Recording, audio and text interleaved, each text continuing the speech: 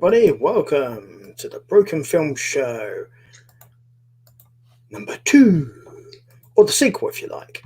As it's a film show, we can say stuff like that. And those of you who joined us for our last show will know that this is going to be a very different thing this time round, because we're going from something that's child-friendly to something that's very not child-friendly.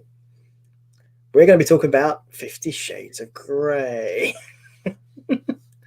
Franchise. We're going to talk about the books and the films.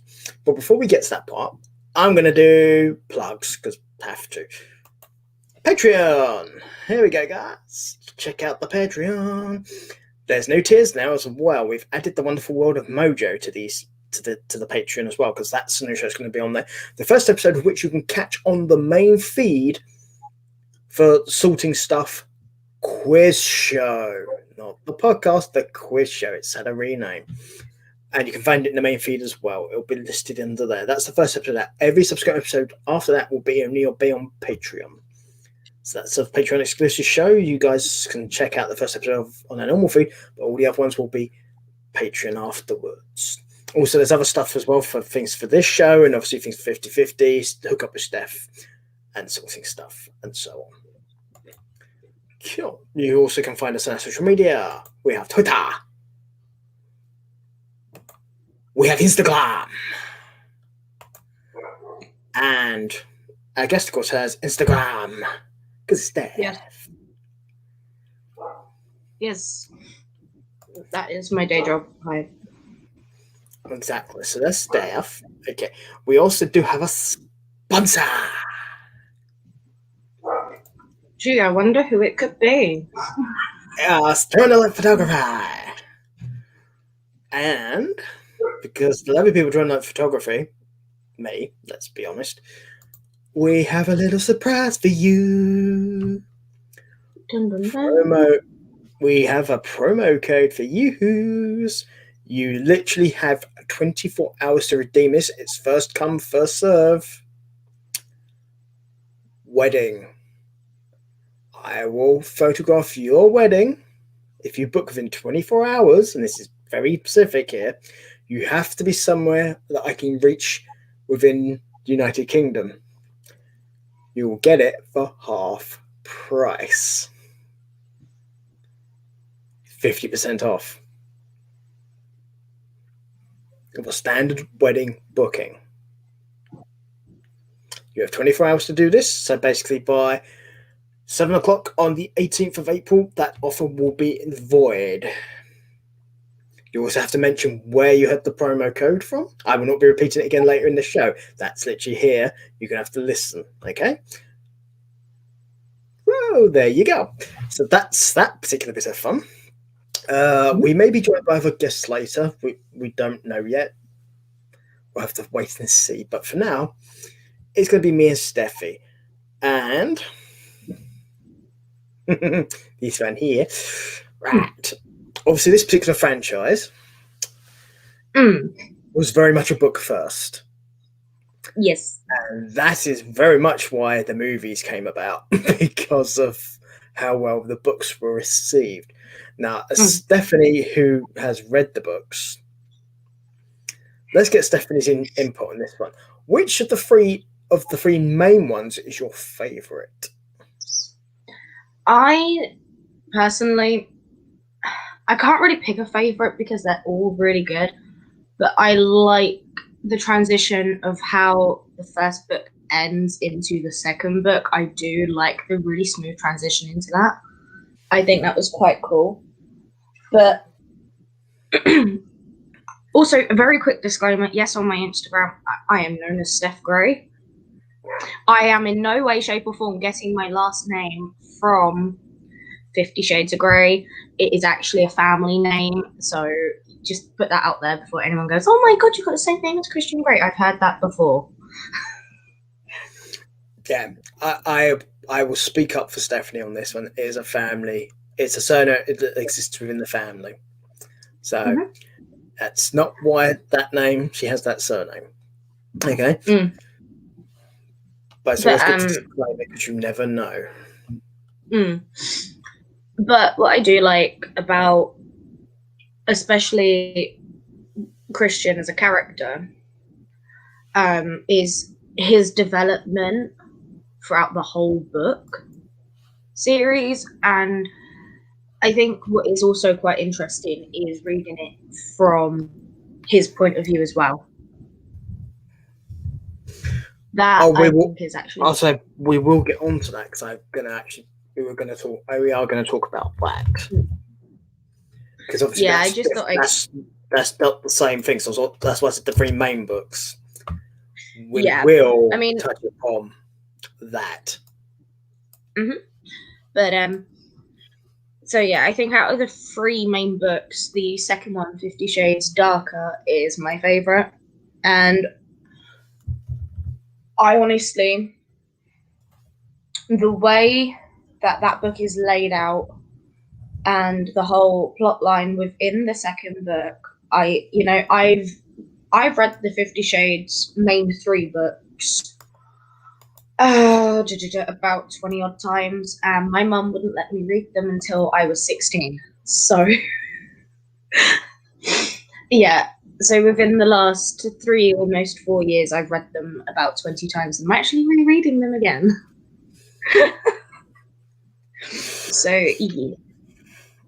yeah, I mean, that's the thing with the books. Okay, narrative-wise, though, Steph, what do you think about how they're narratively done as far as the book goes? Because you pretty much start with her.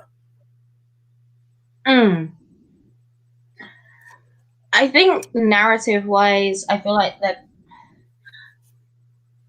it could have been a bit better on his part. Her part, I think, actually is really well formatted. That's why I was going to get to the other thing you touched upon just now, because there is versions of these books told from Christian's point of view as well. Yes. So, do you think that's kind of an admittance from the author that she got it wrong? I think it may have been, but because I don't know, because I've heard the actual origin of how 50 Shades actually came about. It was actually meant to be a Twilight fanfic originally. Yeah. And now we have the whole 50 Shades franchise, and I'm just like, yay. So, yeah, I personally, unless you're looking too into it, unless you're like an author or, someone who does analytics quite a lot, as long as you're not looking at it from that standpoint, as long as you're not looking at it from that kind of standpoint, I think it is quite a good read.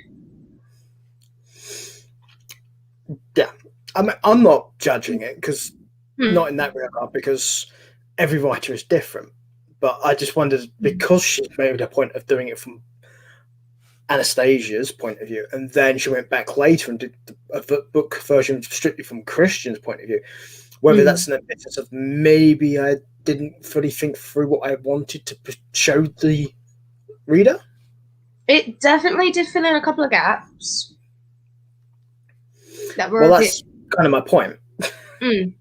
I think it was just to help even out the plot holes and like all the plot twists, and that I think it was just literally because while I was reading the first book, and it was at the point where she met his mum for the first time.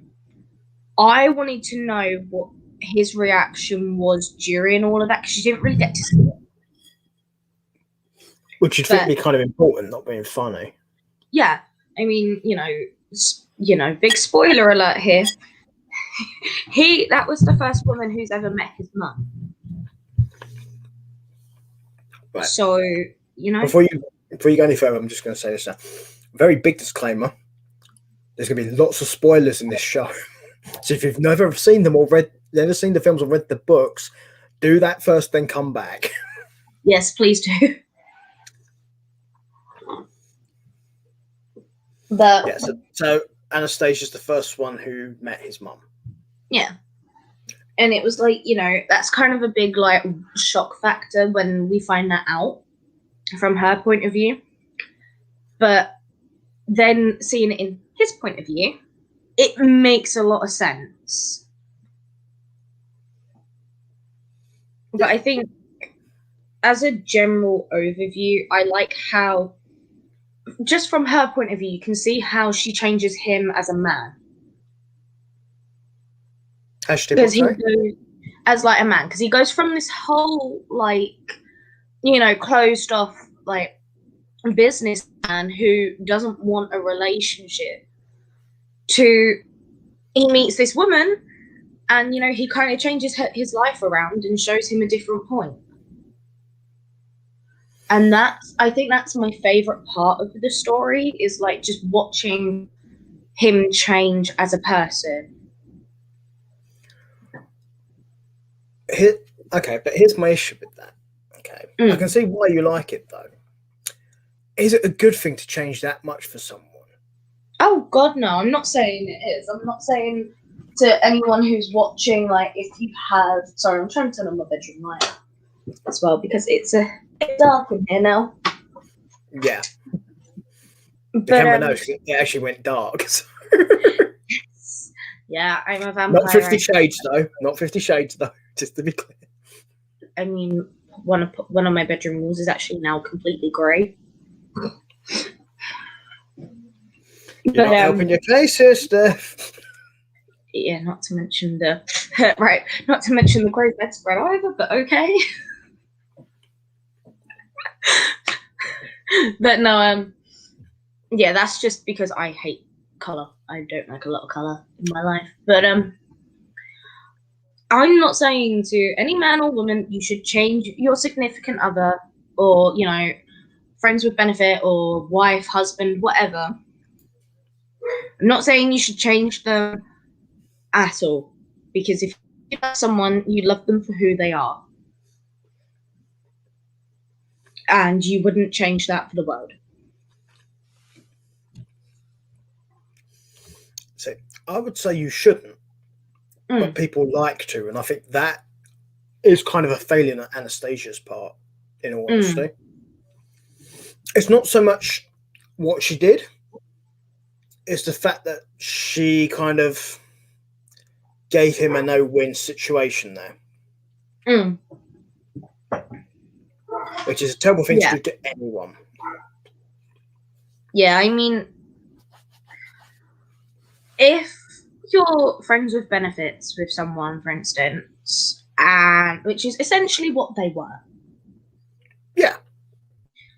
And then if you... I'm trying to think how to word this. But if you catch feelings for them, and then I know feelings is scary. I know, I get scared too. That's why you said the F word.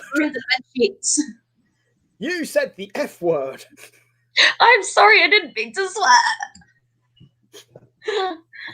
I will tolerate many things on the show, young lady, but no F word. Just be careful, people. That means feelings, not that one. Yeah. But yeah. But okay, I swear it's contagious. You don't want it. You don't want that nasty disease called feelings. Stay away. Yeah. Social distance, people. You people think COVID's bad.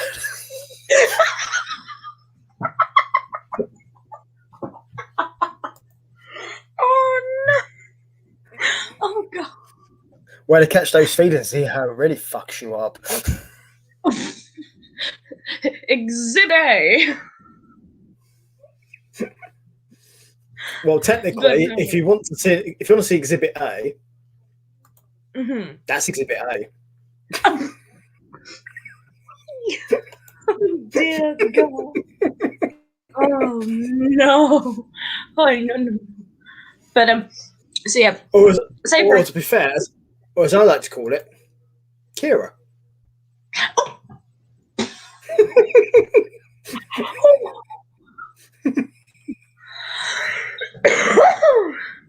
This is what happens when people aren't here to stick up for themselves. Yeah, but they're best frienders, and all she's doing is sitting here and laughing her head off. Well, you know, 'cause you know, in actuality, this is what she's doing right now.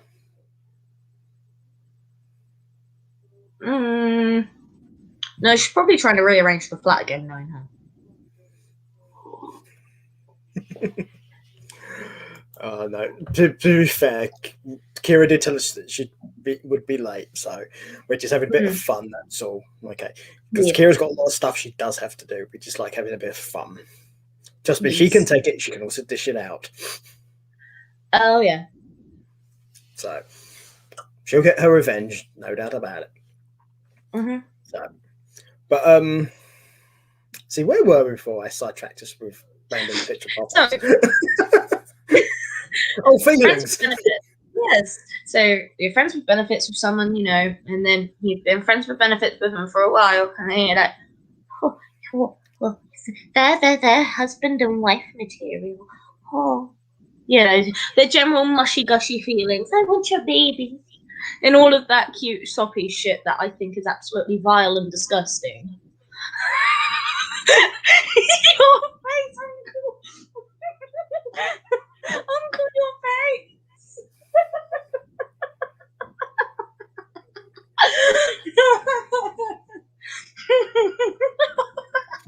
I'm trying not to vomit, right? I know, I'm in the same boat. It's okay, just drink your coffee. We'll be fine. We have coffee. Okay. And caffeinate. 1, 2, 3, caffeinate.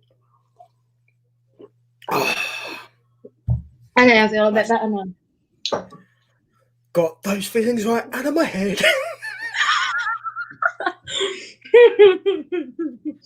So yeah, that happened. Hang on, got to embrace my inner carnivore.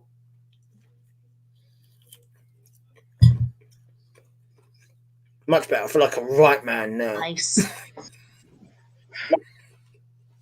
But so yeah, that, and then that happens for one side, for like one of the people within that relationship, so to speak, because it's a form of a relationship. It's I just think relationships in general are icky and nasty, but that personal opinion. But so that Friends with benefits was amazing, FYI. Oh yeah, no strings attached. Love it. And no, I don't have commitment issues. Okay, don't come for me. I have commitment issues, but I don't like the jackets. But no, it's sort of weird, and your arms go like this, and I don't like the buckles either.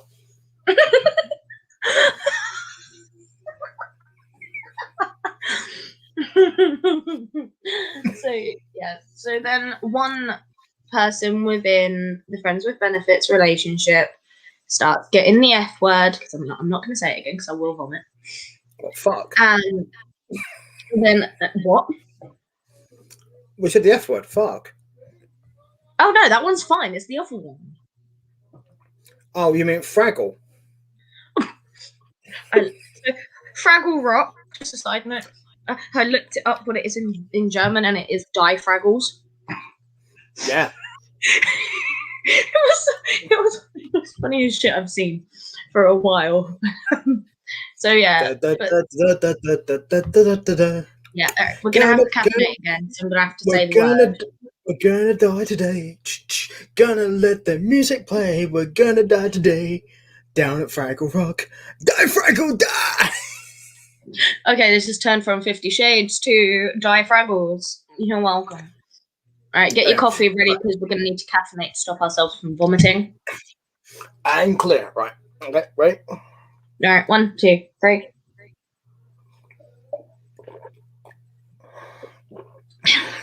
So yeah, you catch the F word, but then the person you're with doesn't feel the same. Don't try and force their hand into a relationship, because that's kind of what Anastasia did to Christian. Was she kind of forced his hand because he wanted to stay fuck buddies with her, so to speak, but he didn't want the commitment because, you know, he has commitment issues. You said the C word. I said the other word, but I didn't. God, I'm almost out of coffee. What are you doing? No, but yeah, I mean, it's something I don't agree with. If you're in a No. relationship, is you can't force people. You should not be forcing people to change, no matter Mm. what you may want from that person. Because if somebody wants to change, they will change on their own. You Yeah. can suggest it, you can encourage it, but you can't. You shouldn't be forcing people because forcing people is a bad thing. Yeah. I mean, there are some aspects where Christian did change on his own, but I think he only started to change on his own because Anastasia forced his hand into a vanilla relationship, so to speak. Um, Okay, musical interlude here. mhm. When we're talking about change, I can change. I can change. I won't do it because I swear it. La la la la la la.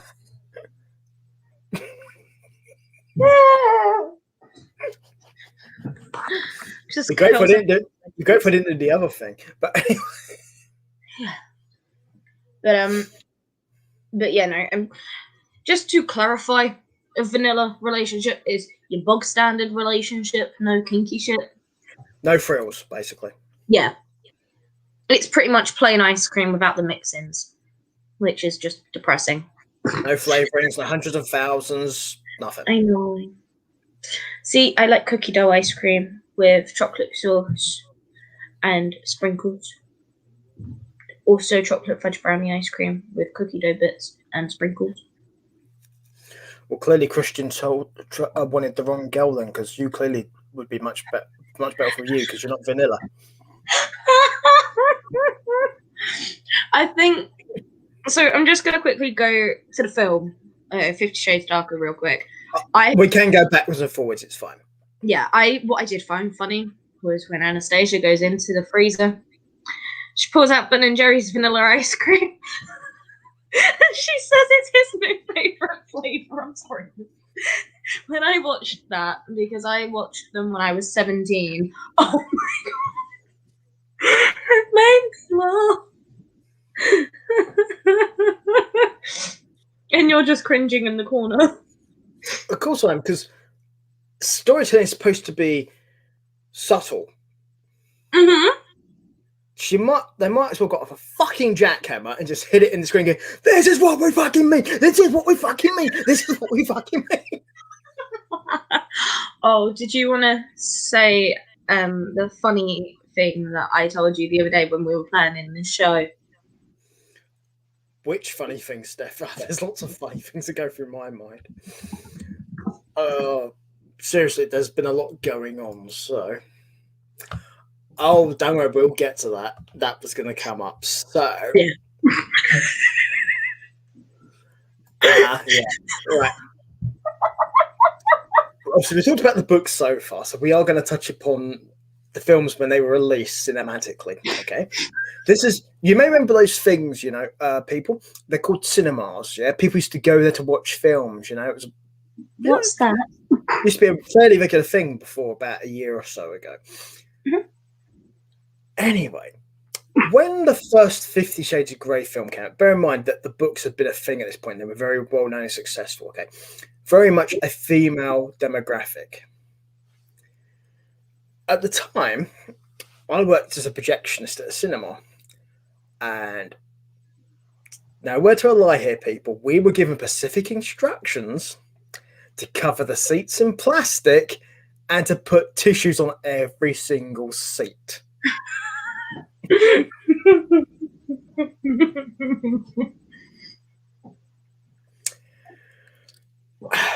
Which the thing is, I don't understand why. I didn't feel the need to cry once when I watched it.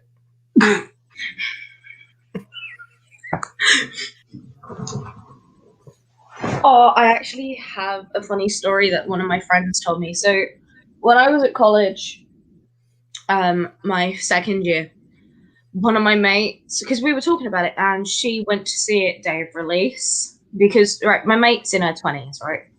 So she's gone into the cinema and she's there with her mum and her best friend. and halfway through, she hears a buzzing in the row behind her. I'm gonna.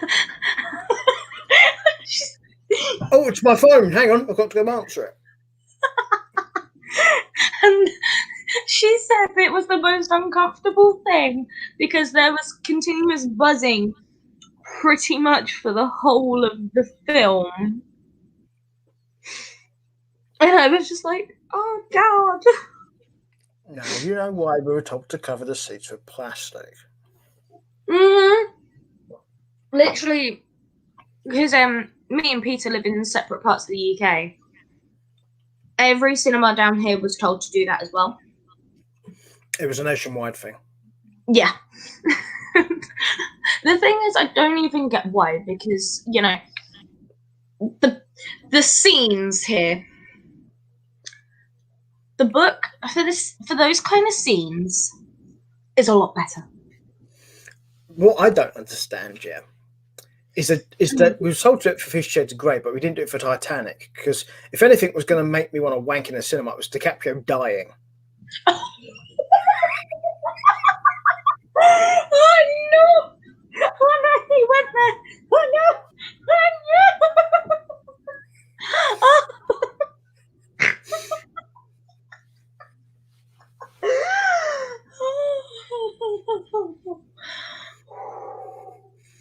And by the way, there was enough room on that fucking door. No, he was just having fun with one of the mermaids. Yeah. Anyway, back to 50 Shades. But yeah, no. So those kind of scenes, in all three of the movies, because there are those kind of scenes. What I don't get is why it's only a 15, why it wasn't an 18. Oh, I can answer that one. That's easy. Go for it. Right. Because the minute you make a film an 18, you immediately lose money because you limit your demographic. It's as simple as that. If you make it a 15, people above the age of 15 and below the age of 25 generally have much more disposable income. Okay. If you make it an 18, you're knocking out, 3 years of people, and teenagers get a lot of pocket money generally from their parents, particularly young female teenagers. But I guarantee you made up a vast majority of this audience. That's why, in my personal opinion. I don't know this for a fact, but it tracks. I mean, I'm trying to think how old I was when the films actually came out. Because I watched them when I was like 17. First one was 2015. Alright, so that would have made me 14, roughly 13, 14 at the time. Yeah. Because when I hit 16, because some of my mates were talking about it in school, and because they'd already seen it, because, you know, parents lie about ages, funny enough. And the cinemas down here do not care about your age as long as you are with a parent. The one I worked in did, because we strenuously check that stuff, but you are right, not all of them do. Yeah. And so a couple of my friends had seen it, and I said to Mum, can I watch it? My mum's already seen the bloody movie because she pre-ordered it on iTunes. She turns around and says, when you're a lot older. And I was like, but why? And she went, because it's not very child-friendly. I was like, okay. And then I watched it. Then I understood why Mum wouldn't let me see it, because I got grossed out quite a lot. I don't understand why you'd say it's not child friendly. There's plenty of toys in that movie.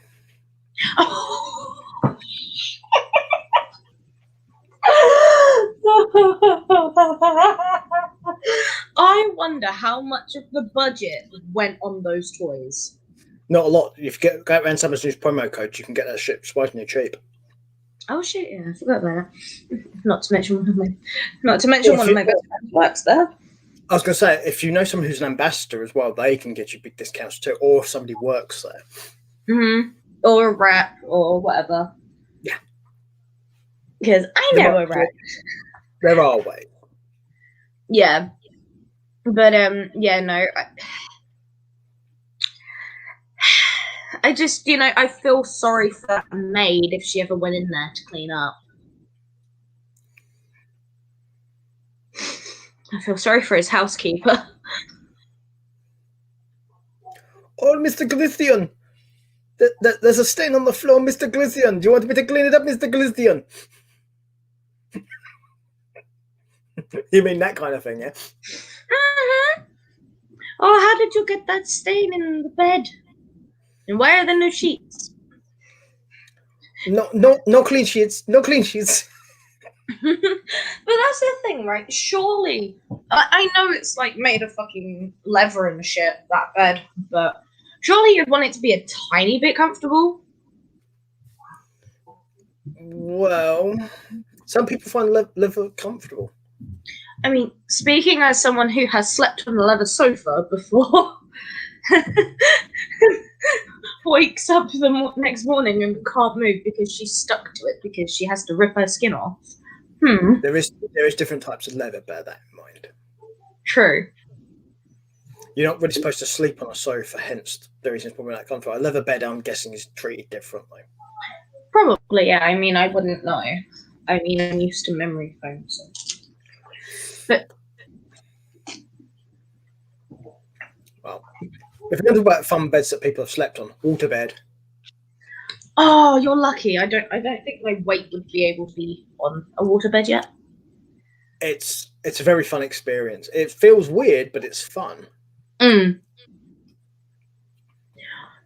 remember this one time, just sidetracking because you've actually triggered a memory. I went camping on my first pack holiday with the Brownies, which is what we have in the UK. It's kind of the US equivalent, like UK equivalent to like Girl Scouts in the US, I believe.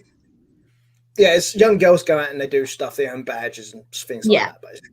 Yep. So I went on pack holiday with the Brownies, and my grandparents lent me their sleeping bag, which is meant to have a blow-up mattress. My grandparents forgot to put the mattress in it.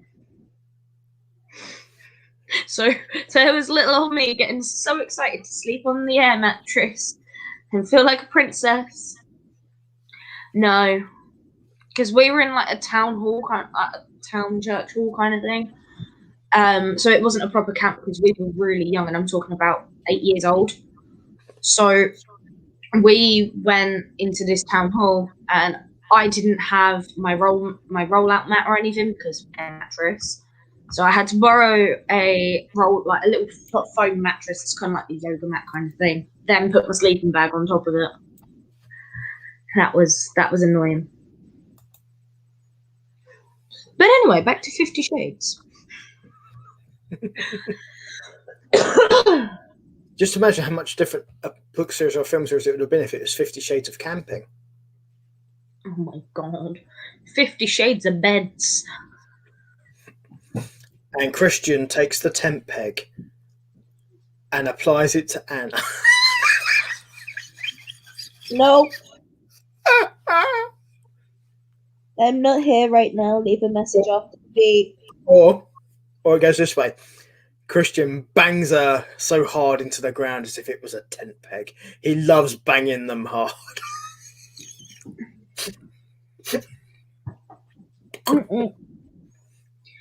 No. This is my revenge for you guys doing fanfic, by the way, FYI. Don't know what you're on about. Harry Potter. Oh, God. My brother asked if chocolate frogs were inspired by Freddos. Yes, they were. Yeah, I thought they were, so I just kind of went along with it and said yes. Even if it's not true, just tell them yes. It's just easier. Yeah, I mean, I'm really like when it comes to 50 Shades. Like I've read all the books and I've read like all of them. When you say all of them, are you talking about the ones by Christian as well? I think I read those ones once. I wasn't too much of a fan of Christian's side, but I may have to reread it again while Sexist! I'm reading. Sexist! Wow. No, it's just sometimes you know how you can't get into a story properly. Steph, it's a joke because literally, if a guy had said the same thing about Anna's one, that's what would be thrown at them. That's the joke. Yeah, no, but what I will say is like, for Christian's point of view, when you read a story, I read the first like 2-3 chapters of a story to see if I can get into it or not, and if I can't get into it by the 3rd chapter, I won't read the rest. But because I still didn't get into it properly, it took me ages to read Grey, Darker, and Freed, which is what his point of views are called. Yeah. Right, there is no 50 Shades in front of it. But you know, I couldn't get into it properly. I read them once. So I'm gonna try and reread them now I'm a bit older, because I read them when I was 17. Do you think maybe, and this is a maybe, a supposition, shall we say, it doesn't work probably because it's a woman trying to write from a man's point of view? Probably. I mean, if she got a guy to write it, I think it would have been a bit better. But as a woman, like speaking as a woman myself, I find it quite hard to see a guy's point of view anyway, let alone trying to write from a guy's point of view. Yeah, that's normal. Yeah.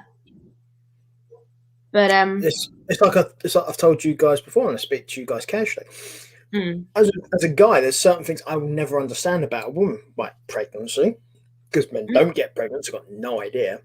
Yeah. The once-a-month fairy, the menopause. There's a bunch of stuff that men will never understand because they will never go through it. So we don't understand certain things from a lot of things from a woman's point of view because we don't go through them. Yeah. We have no parallel thing to compare it to. So the fact you do have problems. I wouldn't even say it's problems. You'd have difficulty. Difficulty is probably a better word. Of seeing things from the male point of view. I would be surprised if you didn't. Yeah, I mean, it depends on the guy. Because as a woman, most people, like, they take one look at me and they're like, oh, you probably have a shit ton of girlfriends. And I'm just like, I hang out with guys and I drink lads under the table. So my guy friends list is I can literally fill up both my hands and both my toes with guy friends. I can literally only fill up one hand for friends that are girls. And that's purely based on I get on with guys a lot easier. Because, they're a lot less bitchy. Generally, yeah. Yeah, generally, yeah. But there are some exceptions, of course. Oh, yeah. Yes, there are. I do find those exceptions a lot as well. But where I hang out with guys so much, I do understand more guy things than girl things. Sometimes it depends on what it is. It's like, if a girl turns around and goes, oh, I broke a nail, I'm just like, and? But if a guy turns around and says, I've been kicked in the balls, I immediately feel that shit, and I'm just like, ow. Well, that's one of those things where you can't feel it, but you can kind of sympathise with it because of certain different types of pains you feel in those areas of your body.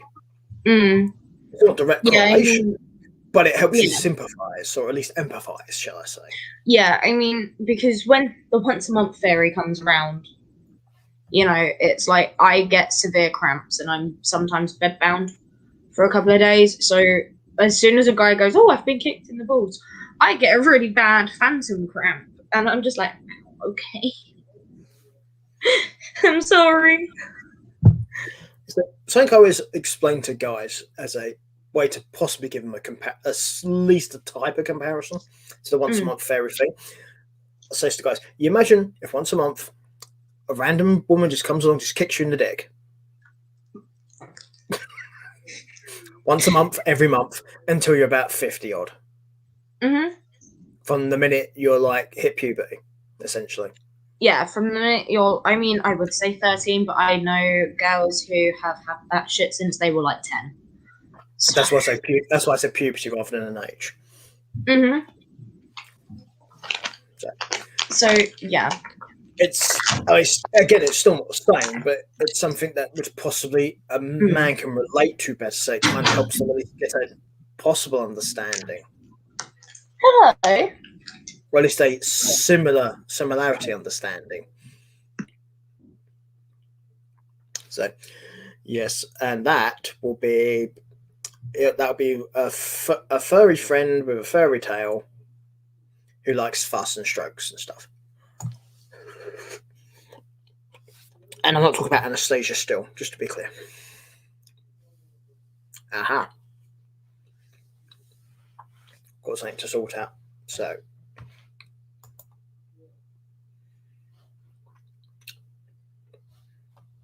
one thing to always remember, people, is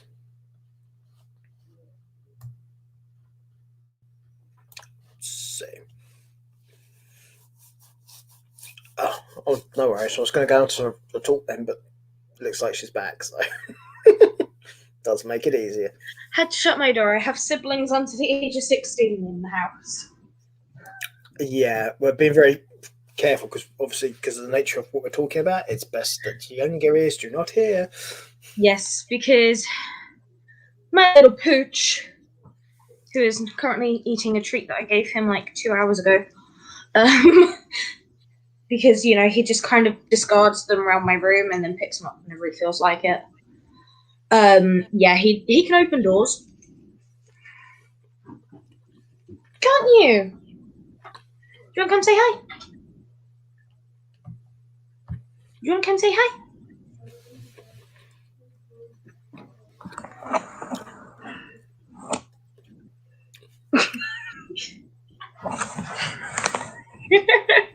So yes, right. So what were we talking about before my little best friend interrupted? Before we go to that, we'll just explain. If you want to see more of him, the wonderful world of Mojo is awaiting you. However, we will now go back to 50 Shades of Grey. Wait. Hello. Why are you panting? Maybe he likes 50 Shades of Grey. Do you like 50 Shades?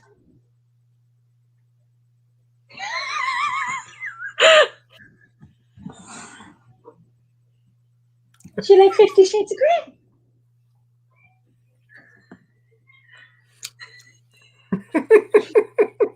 Someone's a fan, even though someone's not seen it.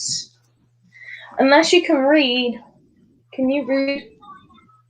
I wouldn't put it past him, I tell you. Yeah, no, it really wouldn't surprise me if he could. So, yes, indeedy. Right. Oh. Yep, go ahead. In the first movie and in the book, Christian decides to book Anastasia an appointment to get birth control. Ooh, yes. Something we were actually going to touch upon. Yes. But you brought it up. Yes. As somebody who's been in a toxic relationship and has had the fact that I needed to get birth control forced upon me before, no. Sweetie. My response to that would be, in their situation, I'll talk about their situation. He's a dominant, she's a submissive. Yes. Isn't that part of this deal? Is he pretty much dominates her? Yes, however, birth control, there could have, considering at the start she's a virgin, right? She had no idea about birth control, so having a consultation, sure, but not really having much time to think about it because, he doesn't want to wear a condom. That right there, that last statement, that is very much a douche thing on his part. Because, speaking as a guy, if the girl happens to be a virgin, it's very much particular if she happens to be a virgin, you need to be a lot more considerate of them than you may otherwise possibly be, because you can't just assume things. Because if you're a virgin, virgins are generally nervous, they're not sure, they're scared, it may hurt, there's a whole bunch of stuff that goes on, and they've got no idea. And if you try putting too much on them, it's going to freak them out. Yeah. So, yeah, tell them go to a doctor and get birth control. Okay, so the consultation, at least, yes, I agree, absolutely a good idea. Oh, yeah. You should. However, you then have to let them process what they're told so they can decide. You can't just, the minute they come out the I can't remember if this is what happens. The minute you come out the consultation room, you can't then just turn around to her and go, well, when you get them, when you get them, when you get them, when you get them. He wasn't much like that. He was like, oh, so which one did you decide on? And yeah, but that's kind of the same thing, but he's just done it differently. It was like she had to make that decision then and there. Which she did. However, I know she doesn't have a reaction to the birth control, like a negative reaction or whatever. But there's no way to know that until you take it, though. Yeah.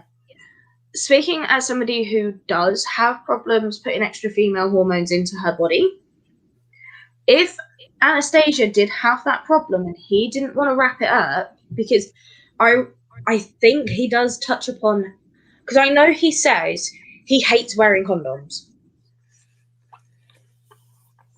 Right. The one thing I will say, and this is just a general statement, there are some guys out there who just cannot wear them. It's not a case of they don't like them. It's a case of they can't for various reasons. Either it's an allergy or it causes problems. It can happen. Just like women in birth control, there can be a problem. But in that scenario, if you're one of those guys, you're just more careful. Mm-hmm. Him, on the other hand, sounds like he does no intention of being careful, which in itself is a bad thing. Yeah, because the thing is with Christian, Sorry, before you get to that, I'd like to point out when you're dominant and submissive in a relationship, part of the dominant person's responsibility to the sub is to take care of them. Mm-hmm. Sorry, I thought that should be. Yeah. I thought I should make a point, Matt. Very clear. Go ahead, Steph. So, in Christian's point, it is he hates wearing them. He doesn't like them at all, and he does say, "I can't wait for you to see my doctor next week, so that way I can stop wearing condoms," or something similar along. I can't remember the exact quote, but that's what he says to Anna, and she, little naive little Anna decides she's going to go through the consultation and she's going to make a snap decision there and then.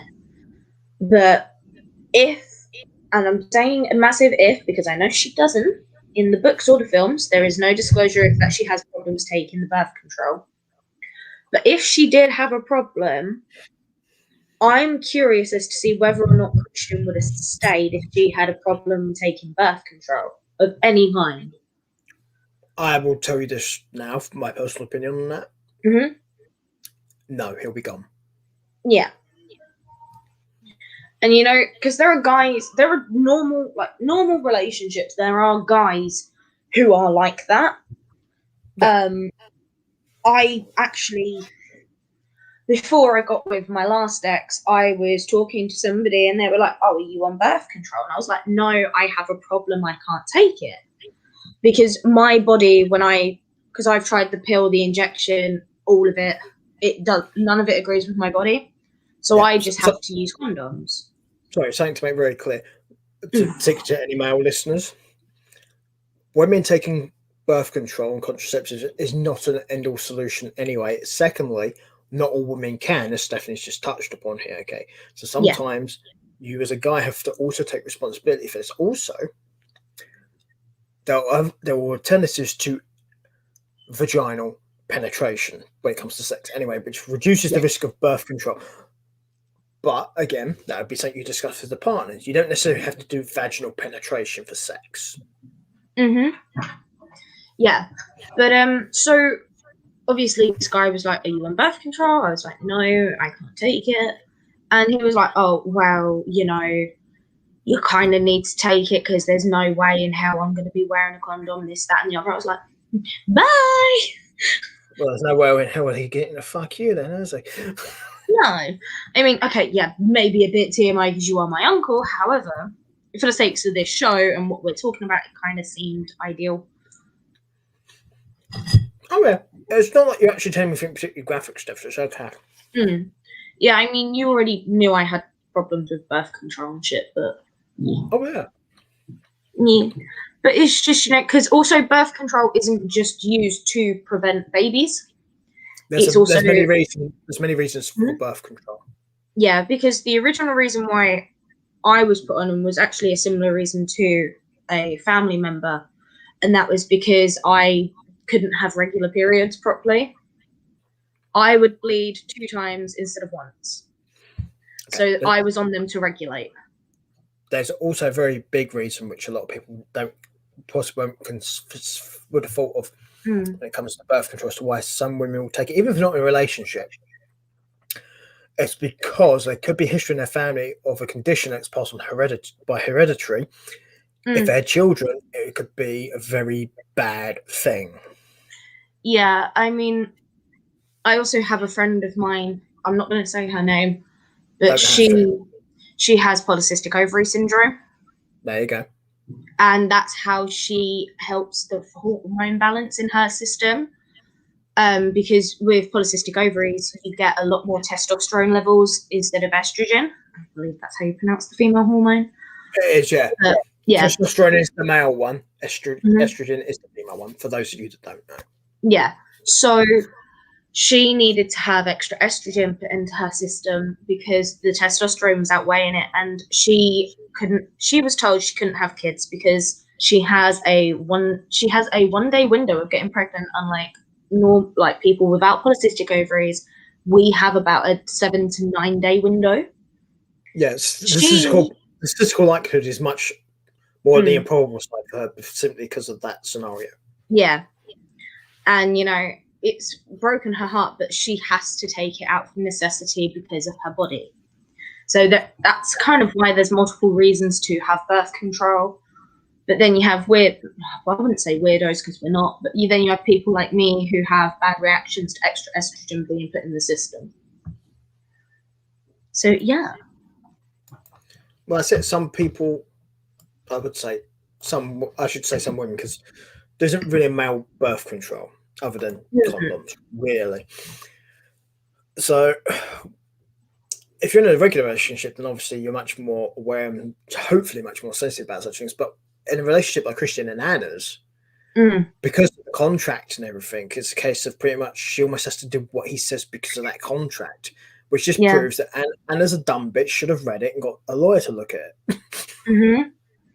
But this is also showing how much of a control freak Christian Grey is. Well, of course it is. Because, I understand, he's a big public figure. He's a public figure. I'm sorry, this bit of hair is actually annoying me. But so he's a massive public figure in this story, and he has a reputation to uphold. Like, oh, this is actually annoying me now. But so he has like a reputation to uphold and everything. But I think having a non-disclosure agreement is kind of over the top. I understand why. Because, every single girl would probably be like, oh my God, I've shagged Christian Grey. But, he signs that, but yet later on in the same book, them two are seen out in public as an item. And this is after she signed the contract as well.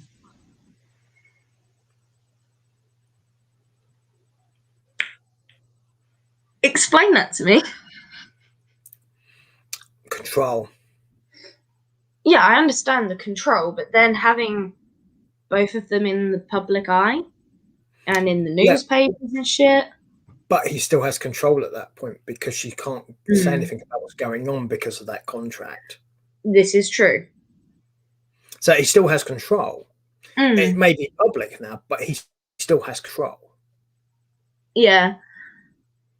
But it's just, I kind of wish Anna had a bit more of a spine when it came to Christian. because she doesn't really get that until halfway through the second book.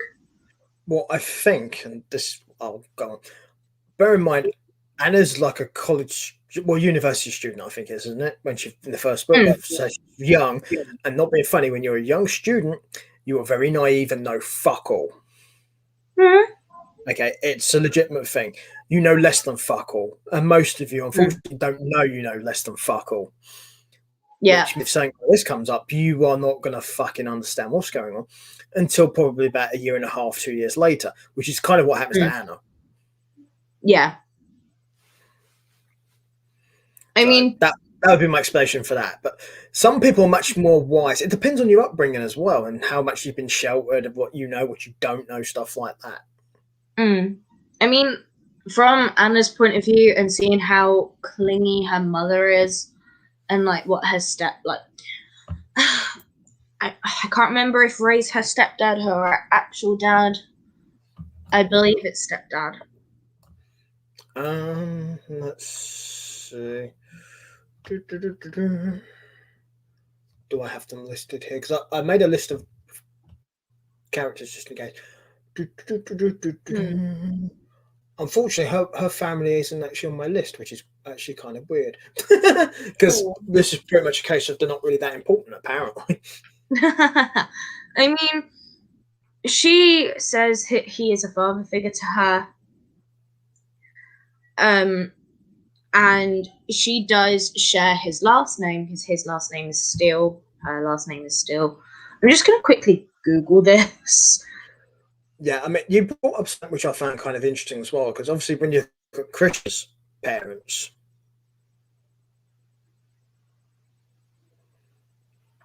there's kind of a symmetry there with Anna's. Right, because obviously with Anna's, it's her mother and her stepfather, right, essentially. Now with Christian, you've got Christian's adoptive father and his new wife. Sounds similar to someone else in the book.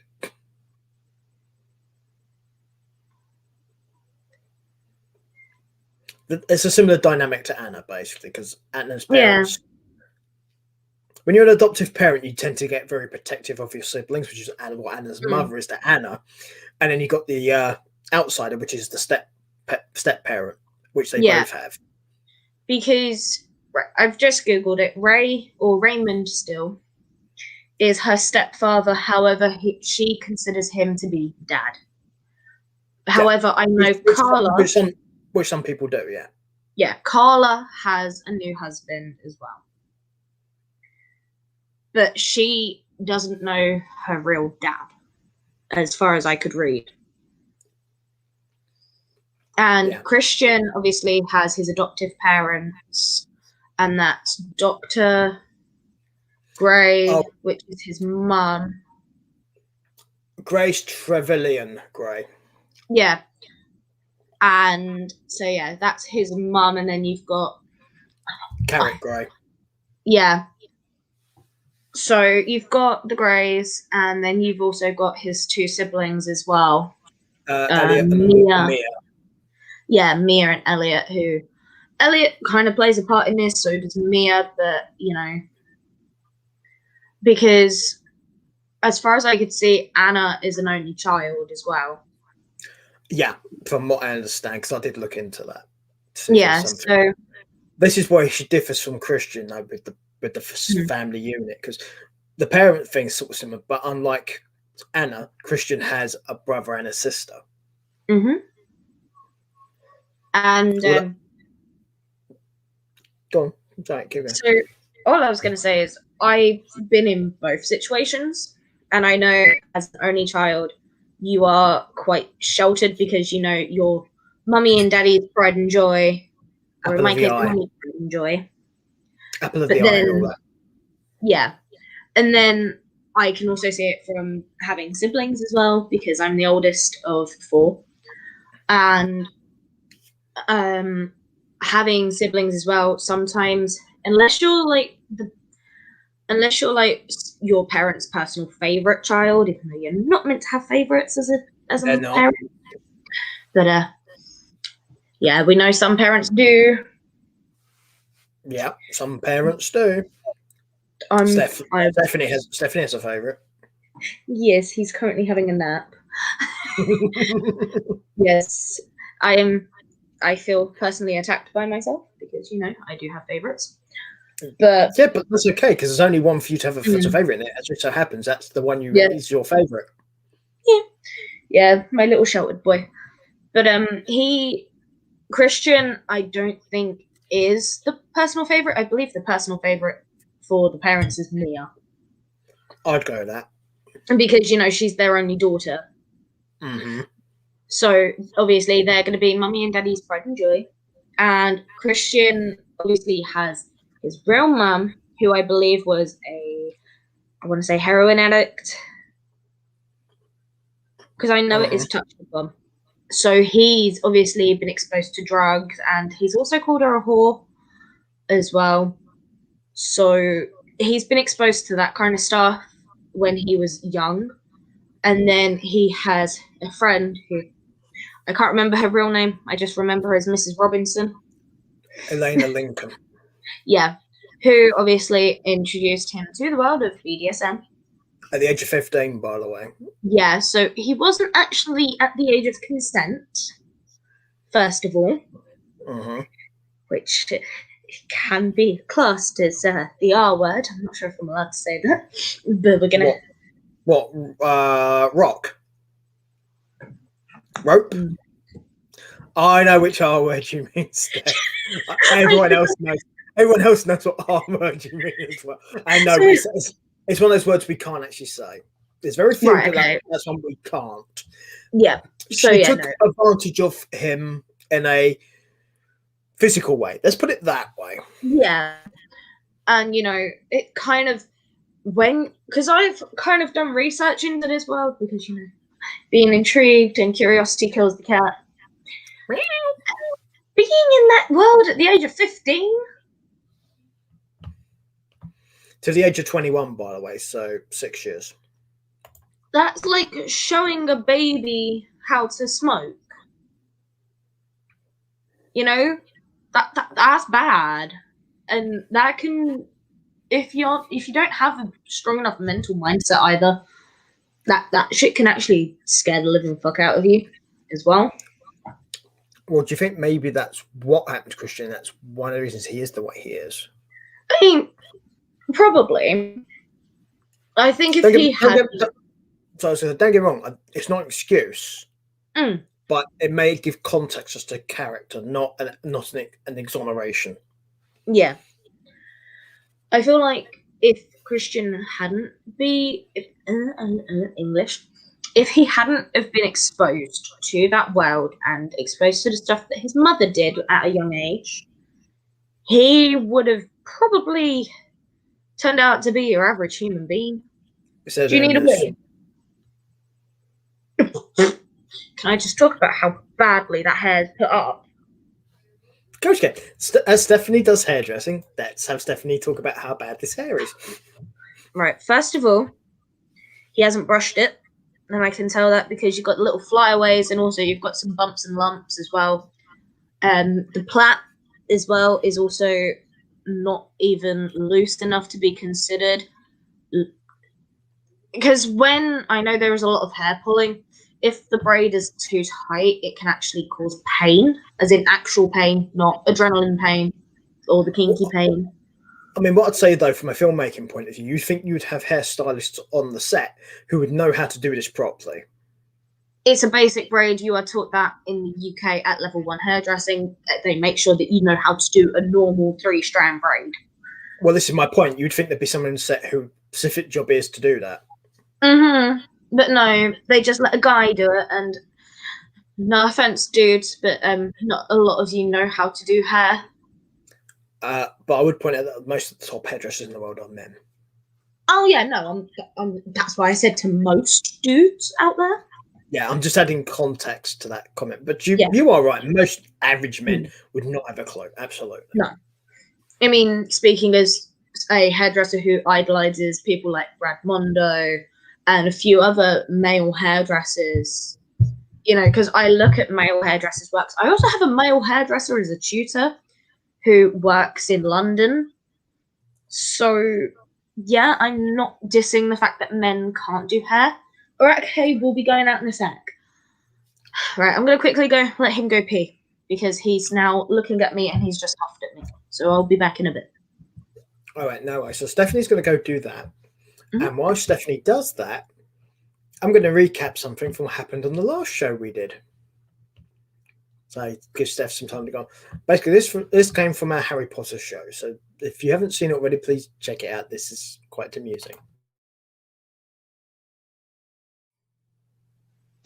Because it's unprotected for a reason. If they don't have, hang on, you just brought something to my attention here. If they don't have like medicine the same way we do, right? How do they use contraception? Magic. Babius, remove us. Fetus, delete us.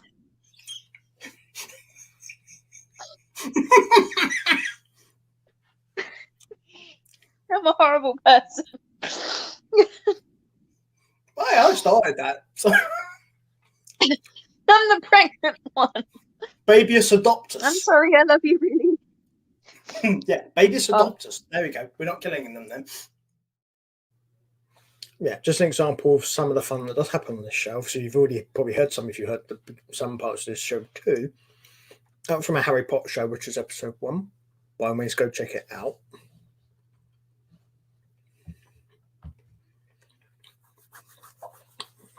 Let's see. Here's the other thing I will touch upon, because obviously Steph's not here right now. So speaking as a guy, when it comes to the 50 Shades of Grey, when they came out as films, in particularly in the cinema, you'd get girls who want to take their boyfriends on or their husbands, go, "Oh, you're going to enjoy it. It'll be good. You'll come along. You enjoy it." No man wanted to see that film. Okay, that was in a relationship with a woman, not a chance. Most of them ended up going because they just assumed, if we go with you, we'll get sex afterwards. That's literally what that was. Right? It's a simple fact. No man would ever have agreed to have done that otherwise. Simply because it is a book series that was written specifically for women. Okay? This was not aimed at men in any way. Does that make it a better thing? No, absolutely not. I mean, most things should be inclusive of both, but at the same time, it's okay to have things for just one or the other, as long as there's even amounts for both, basically. So there's that. Now we did touch upon dom submissive relationships between Christian and Anna. Now, obviously, in the books, it's very black and white, as is the film. Obviously, those things in real life are much more complicated, and never they're going to be that straightforward. Because people aren't that straightforward. There's feelings, there's emotions, there's reactions that people have to that stuff. There's no way to know exactly what's going on. Simply because there isn't. It's just too complicated. Too much going on. Way too much. So the thing with those kind of relationships, they work for some people. Yeah, absolutely they do. But they're not for everyone, and you have to be responsible enough, mature enough, and understand if you're the dominant in that relationship, it doesn't mean that you get to dictate everything. It just means that you are responsible for certain things as well. Yes, the submissive will do most of what you say. Absolutely. That's kind of the point of that sort of relationship. But not to the point of where you are essentially a slave master. Because that's not what a dominant is. It's a very different thing. So just something to bear in mind. Also, I'm going to circle back to, obviously, NDAs. For those of you who don't know what an NDA is, it's a non-disclosure agreement. And with those, they are very common in the business world. When someone's got proprietary technology or proprietary knowledge that's going to be mentioned in a meeting, for example, or between two companies, these things are regular. You sign them, so you can't talk about them. For an example, I have done training with Apple, and I can't go into detail about it because one of the things I actually do is sign one of those agreements, so you can't talk about it. And a lot of companies will do that who are in that field, simply protect their proprietary stuff, their knowledge, and how they do things, because they don't want it to become public knowledge. And that's pretty much the same reason why Christian has done this with Anna. He doesn't want it to become public knowledge. He's a big deal. He's a publicly famous person, so he doesn't want this stuff coming out. I mean, for the most part, is he doing anything actually illegal or wrong? No. But would everybody understand? Absolutely not. People are very closed-minded and very stuck in their opinions and their ways of how the world should be. And when it comes to something like Christian and Anna's arrangement, that's probably the best word I can use for it, the general public would never understand something like that. They wouldn't. You imagine if something got published like that in the tabloids or the broadsheets or whatever kind of magazine you read, okay, about somebody who's well-known. Would you think it's okay? I guarantee most of the people would say, "Oh, that's disgusting. You shouldn't do that." There will be some people out there who'll be absolutely fine with it, and that's great. But the thing with stuff like that is ultimately, if it's technically it's somebody's private life, right? Doesn't matter if they're famous or not; it's irrelevant. If it's a thing between two people who are having a private thing, it should stay private. Don't care if you're famous. Don't care at all. Private is private, okay? Only time it shouldn't stay that way is if it becomes a danger to one of either of the parties involved, or it becomes like a serious criminal thing, maybe. Then it's an issue.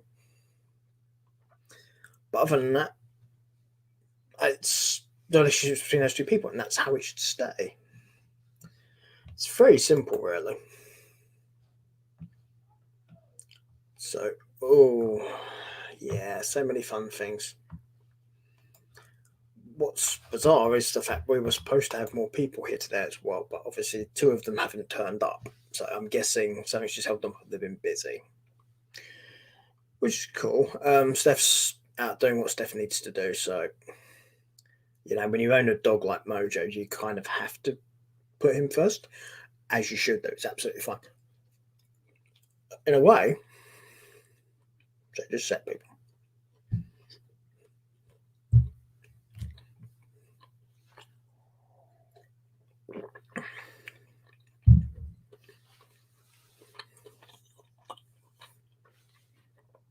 It's a good comparison between a dominant and a sub there. Because Mojo would very, very much be dominant, because Mojo has certain needs which must be done, regardless of anything else. So Steph is the one looking after him, has to do them. It's not the same thing, of course, but it's a very much a relationship when one person's in charge and the other one kind of has to do it. It's not a case of it's anything bad or if it's just that's just how it is, but a lot of relationships are like that between people as well.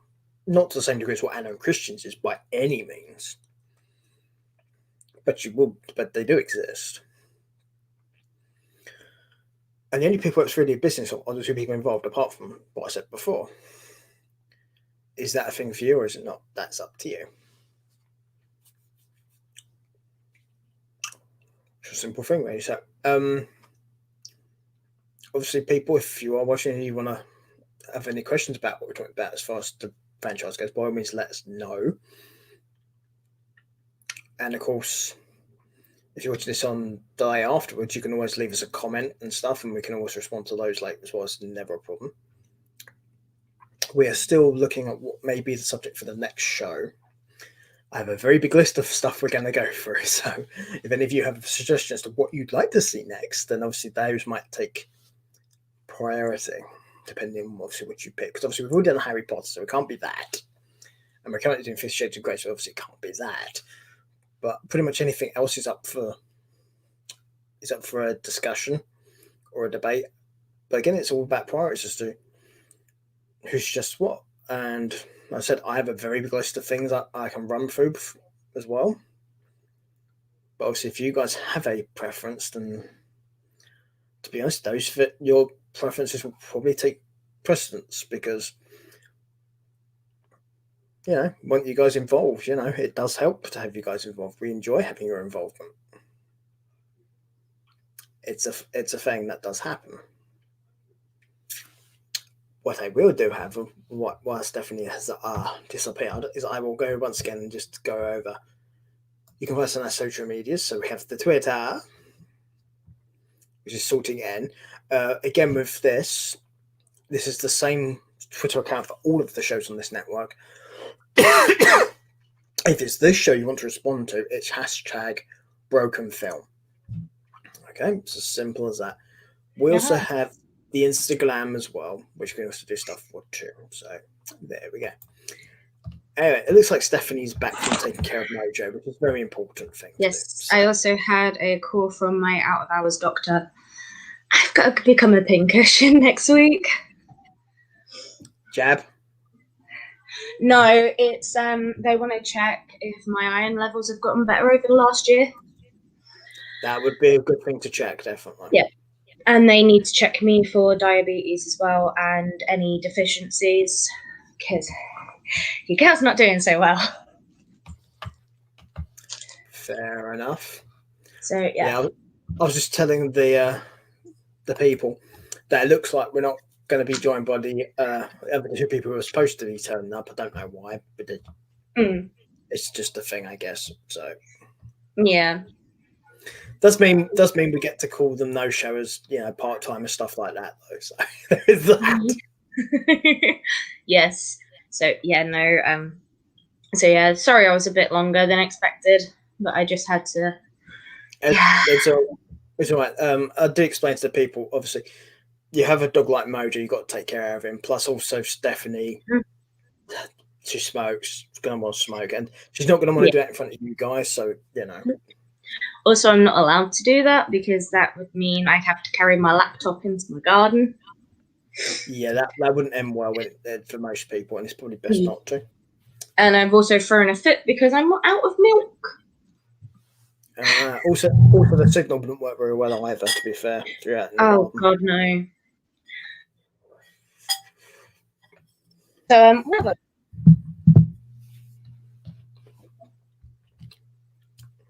So, I did, for the benefit of the viewers, I did go over a few things to wrap up a few points in case people didn't know stuff. I explained about NDAs and I went into a bit about Christian and Anna's relationship as well, and how that can occur in other aspects as well. So I was just clarifying some stuff for some people.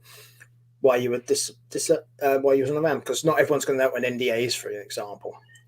Yeah, non-disclosure agreements and all that fun shit. Yeah, so I covered that for the people so they'd know. Yeah, and they're not just used for dynamics. I explained that too. Yeah, but because I thought it was best to put it into context of explaining, because it helps explain why Christian would use them as well. Yeah. So but I would like to say the fact that they did cast Rita Ora as his little sister Mia, I think she fit the character quite perfectly, because if you've seen her in interviews and stuff, she's quite a bubbly person anyway. So I feel like not a lot of acting was done there on her part. Or she can't act. I mean, There's also an argument about the fact whether she can sing or not too. So I haven't listened to her stuff in a while. Yeah, I for one am not a fan of her stuff. Don't think she's bad. Oh no, I'm just not a fan of it. Yeah, no, I mean I can relate to that. Back when I was younger, I used to listen to that kind of stuff. Now it's all heavy metal and depressing shit. Welcome to adult life. Yeah, Stephanie listens to how do we put it? The Jonas Boys. you trying to start a fight? Because I shall just go da bump bump bump. 50 Shades of Jonas. I mean, in all fairness, though, there must be something to those guys because one of them married the bird from Game of Thrones. So, yeah, there must be something to them, I guess. Not for me, though. So, and I'm just kidding. Yeah, Stephanie can usually be found smacking doing the head banging thing to like Slipknot and stuff like that. So that's usually Mosh Stephanie. pits. Yeah. But I mean, I'm definitely one for books are a lot better than films. I did disclose this in the last episode. Oh, we were going to touch upon that. So yeah, it's something that was going to come up. Yeah. But what has surprised me is how little. I haven't really found any fanfic around 50 Shades. Oh, it's out there. Oh god, is it going to be like some incestual shit with like Elliot and Christian and shit?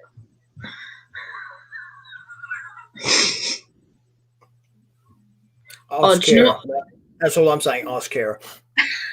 What I would find funny is you remember the Jose, her friend, right? Oh, I was going to touch upon him as well as a couple of other characters as well. Right. But before we go into him as a character, I would like to see a fanfic of him and Christian. Because the amount of despise there is between the pair of them, I think that would be quite fun to watch.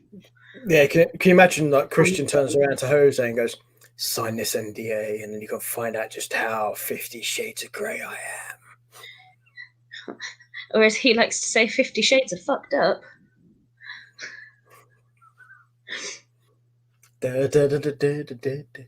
Yeah, so there's many things you can see with that regard that could work. It'd be, Christian.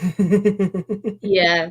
One thing I am quite sad about, though, they didn't really include much detail of in the film, is so he gives Anna a laptop and a BlackBerry, and they email each other quite a lot. Yes. They don't really go into the whole emails, even though they have a big part to play. That could be more down to the inability of the screenwriter and the director to not be able to portray them properly in film. I just feel like when it comes to books becoming film adaptations, I think they need to thoroughly read and analyze all the books before they decide to start writing the script. Only issue with that particular statement, and I think for the most part you're right. If you start work on a film series, that's also a book series, but a book series isn't finished yet, then you have an issue because something may happen in my later books which you can't account for because it's not out as you're making the film. Yeah. So, yes. But for the most part, I would agree with you, though. Yeah, I mean, because I'm pretty sure all of the main 3 books were out before the films were a thing. I mean, correct me if I'm wrong, but... You are wrong. Oh. The books were 2011 to 2017, and the films are 2015 to 2018.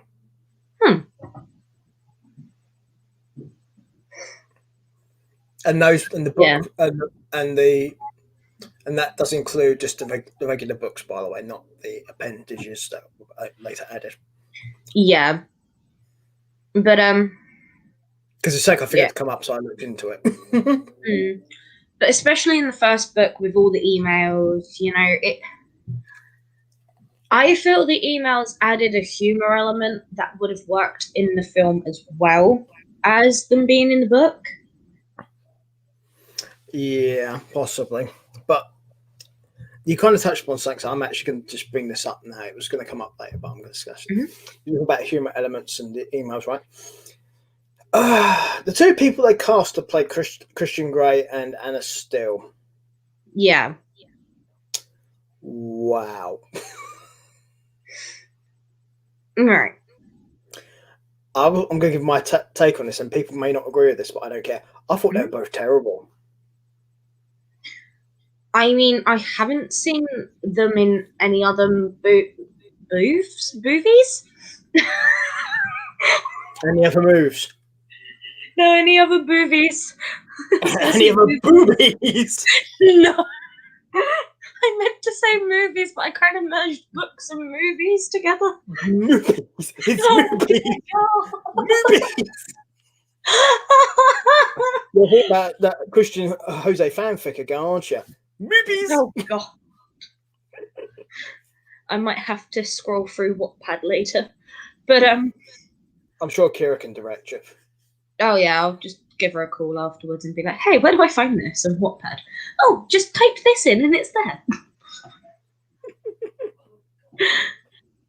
But as I was saying, I haven't seen the actors that played Anna Steele and Christian Grey in any other movies or films. So personal opinion, I feel like they did okay. Do I think they could have done a lot better? Yes, I do think that. However, given, somewhat shitty screenwriting, I feel like it could also be down to the director and the script as well. Oh, that certainly has a hand in it, but the reason why I think their cost particularly is an issue is I looked at them together and I didn't see any chemistry. And for that kind of relationship, it kind of needs to have something like that, because otherwise you don't believe that she actually loves him. Yeah, I mean, I'm just kind gonna. of the crux of what's going on. Yeah, I mean, a good thing, especially for my generation, if there are any of my generation watching this, for chemistry, it's a TV show called Vampire Diaries, and there is two characters, Klaus and Caroline. Their on-screen chemistry as actors playing those characters, you would actually think in real life they were a couple. That's how much chemistry there was on set. Now, that's for my generation. I don't know if there's any for, like, I don't know if any people that aren't from my generation have seen it. I know my mum has, but my mum's sad. She has no life. There's always a possibility. Plus, I think those are like on Netflix anyway, for those of you who have Netflix and stuff like that. So there's ways to watch it if you want to, if you haven't seen it. Yeah, but I do agree. There wasn't a lot of chemistry, like, on screen between those two, because what I think would have worked, in all honesty, and this is going to sound really bad, but if they had like a husband and wife couple of actors do it. Or even a couple that actually seen each other in real life. Oh, yeah. I mean, there could have been so many options. I mean, I know we're probably going to talk about this in a later episode, but Edward Cullen, Bella Swan, the chemistry on there is kind of what you want to see. It's on the big list of people. I've explained this to them before. There's a big list that we're gonna work our way through. But as I said to these guys, if there's anything particular they want us to prioritize, they need to let us know. But otherwise, we'll just be going through the list. But Twilight is on that list. Yep. So, just as a comparison, and also seeing as this is based off of Edward Cullen and Bella Swan. Fanfic, yeah. This was meant to be a fanfic. Yeah. So you would have expected to see good on-set chemistry. So, you got to think so, yeah. It's just the fact that there wasn't a lot there. It was kind of a buzzkill, but I feel like, personal opinion, I do feel like the actor they got to play Christian Grey did play the role really well. And I think the actress who played Anna played her part really well. I just feel like they needed people who not only fit the character description in the book, but also work well together. Well, I think that's an issue, particularly for that kind of film, is you need to have chemistry. You can be mechanically the best actor in the world, but if you don't click as a duo in a film where the relationship between the two of you is probably the most important thing in the film, I think that's a problem. Yeah.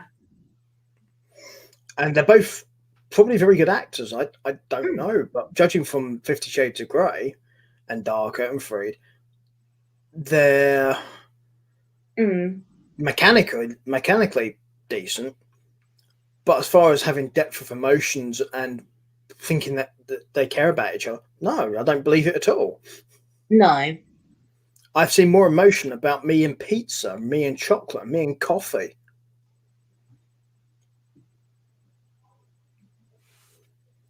Yeah, coffee, magic word.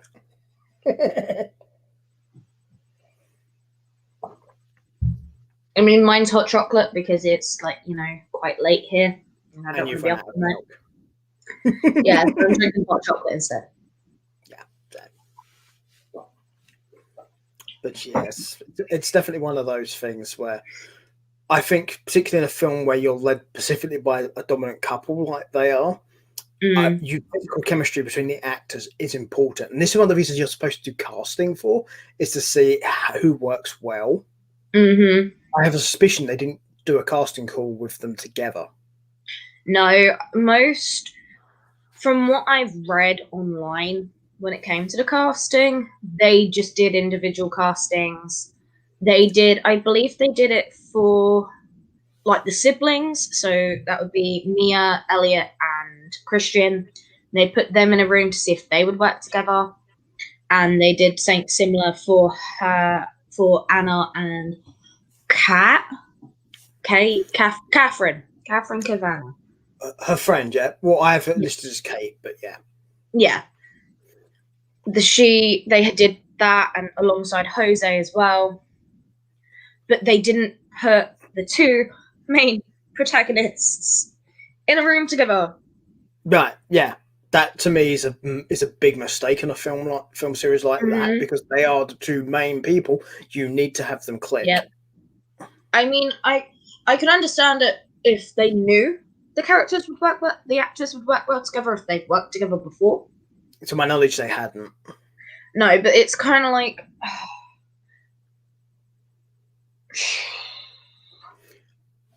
Again, Okay, using this. okay. I have a good example for you, right? For a very broad film audience, right?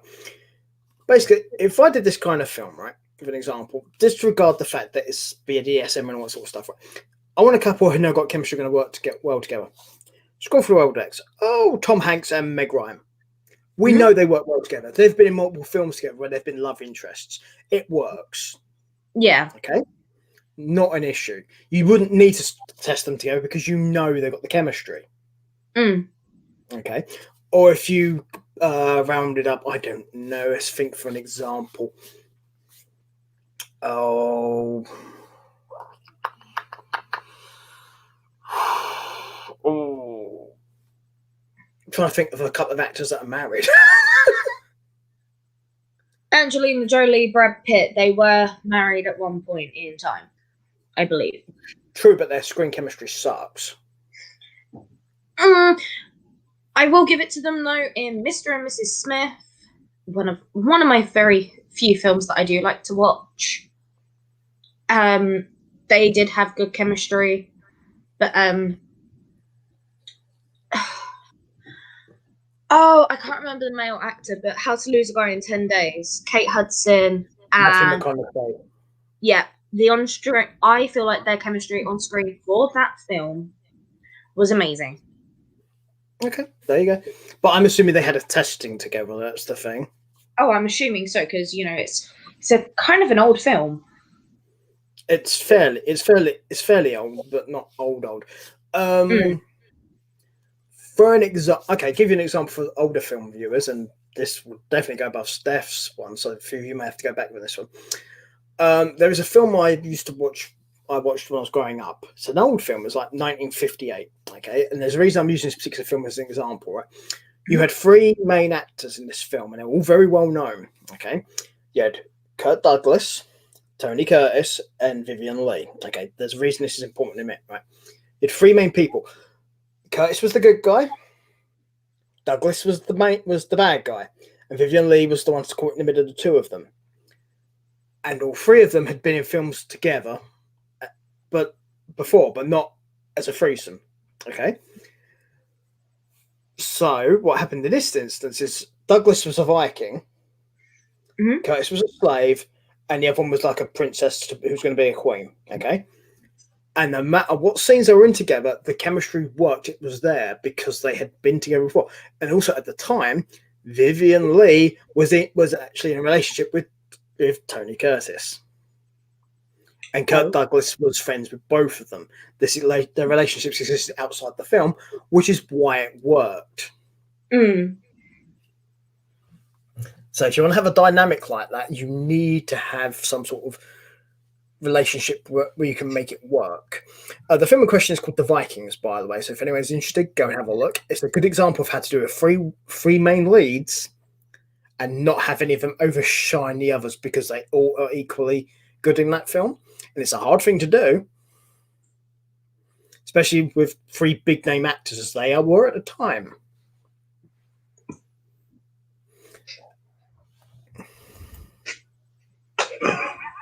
Yeah. Oh no, you can say that. Say it. So that's why Twilight failed. Yeah. I think that's exactly why. Because to be honest, out of all of them, the only one of them who actually had any sort of charisma or something about them was Lautner. I mean, considering Patterson and Stewart. Yep, were an item. Yeah. During filming. Yeah. You know, you would expect a love triangle to work, especially if two of them are in a relationship. And from what I've heard about Kirsten Stewart, she's not new to venturing outside of her relationships. Mm-hmm. So I'm not going to elaborate on that. People, you can find that stuff out for themselves. If you want a bit of a hint as to where to look, Snow White and the Huntsman, anything to do with that, go have a look at that stuff, and that will give you the hint. That will give you a push to where you need to go. Yes. But yeah, it's important that the dynamics work between your two main characters, whether they are a couple or whether they're a protagonist and an antagonist. I mean, look at okay, give you a much more modern one. Spider-Man Homecoming. You had Tom Holland, right? And you had Michael Keaton. Two very different age ranges, right? Mm-hmm. Did the chemistry work between those two? Absolutely it did.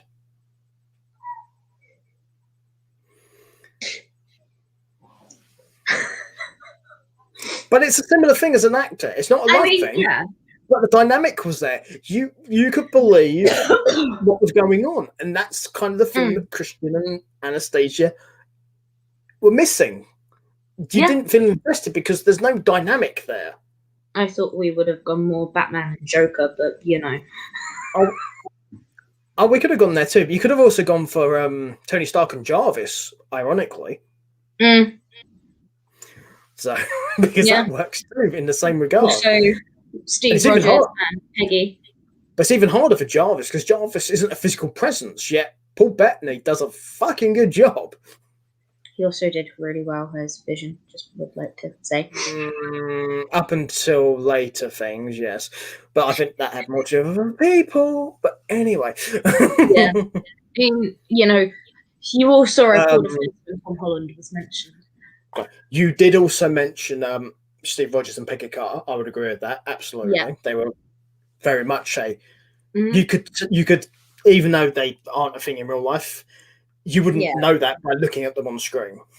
Yeah, I mean, like I said, you guys saw me pull a face at Tom Holland and Spider-Man. I think Tom Holland, great actor, props to him. Him as Spider-Man? Don't I like it.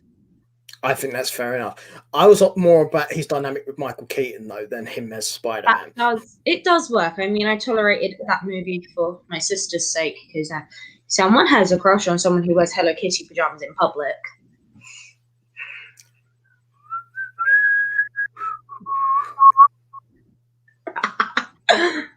That's all I'm saying. Right.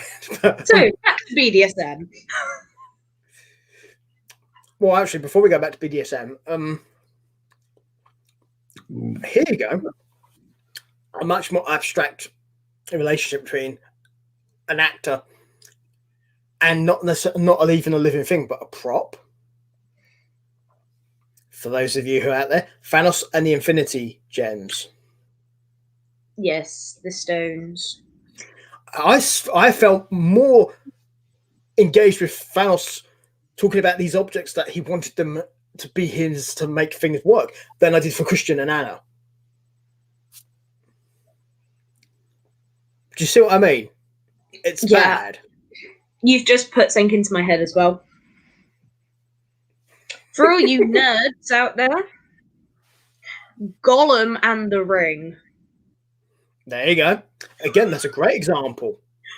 Because, Smeagol, Gollum, and the Rings. That's actually a freeway, FYI. Yeah, but as someone who has only seen snippets because she can't sit still for long enough to watch those films, and also not a fan of them, I was more drawn into that ring because of those two than I was actually invested in the relationship on screen with Anna and Christian. Yeah, it's the point we're making. It's nothing to do with the actors themselves. They're probably fine actors. Oh yeah. But in a thing where they're supposed to be together in a relationship, it didn't click. No. And that's a problem. Which by consequence affects the rest of your story. Yeah, I mean, you guys probably can see a better on-screen chemistry with me and my crochet. Yeah. You can see a better on-screen chemistry with me and this mug.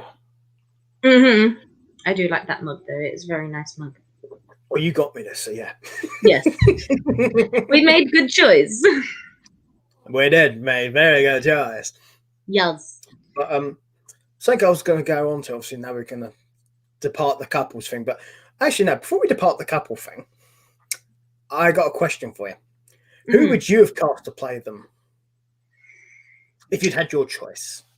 Tom Hiddleston for as Anna. No, for Christian. Purely based on I do want to see Tom Hiddleston start bollock naked. Just to put that out there. FYI, ask Taylor Swift. They were an item, FYI. Yeah, not a fan of Taylor Swift. But I'm not saying you need to be, but I'm just saying if you want to know what that's like, there you go. But anyway, so Tom Hiddleston, who's Loki, for those of you who don't know. Yes. And Jennifer Lawrence for Anastasia Steele.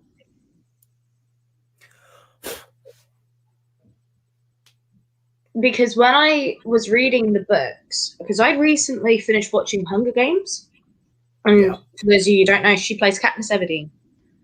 When I finished watching that, and then I started reading the 50 Shades books, I had, as imagery in my head, I had Jennifer Lawrence playing Anna Steele in my head.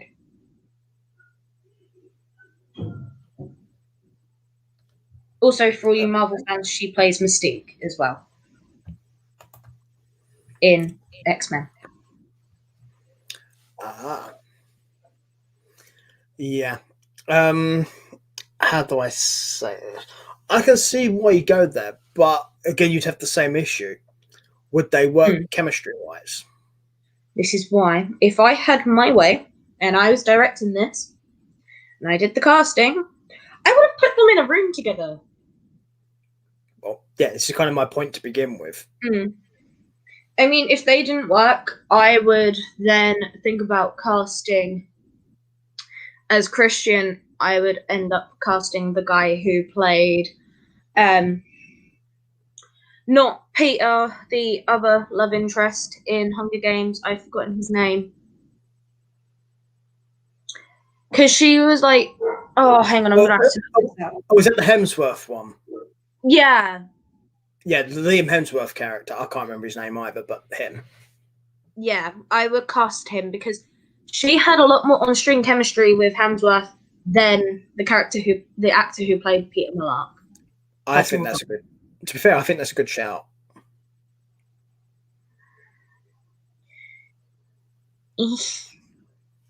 So, I think so anyway. Because I think Liam Hemsworth and Jennifer Lawrence. I can see that working. I mean, I'm not a big fan of the Hunger Games films, but it's again something else that's on our list.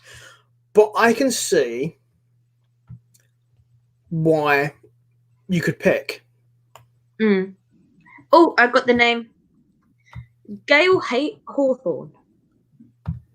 If you say so. Yeah. And that's who he played.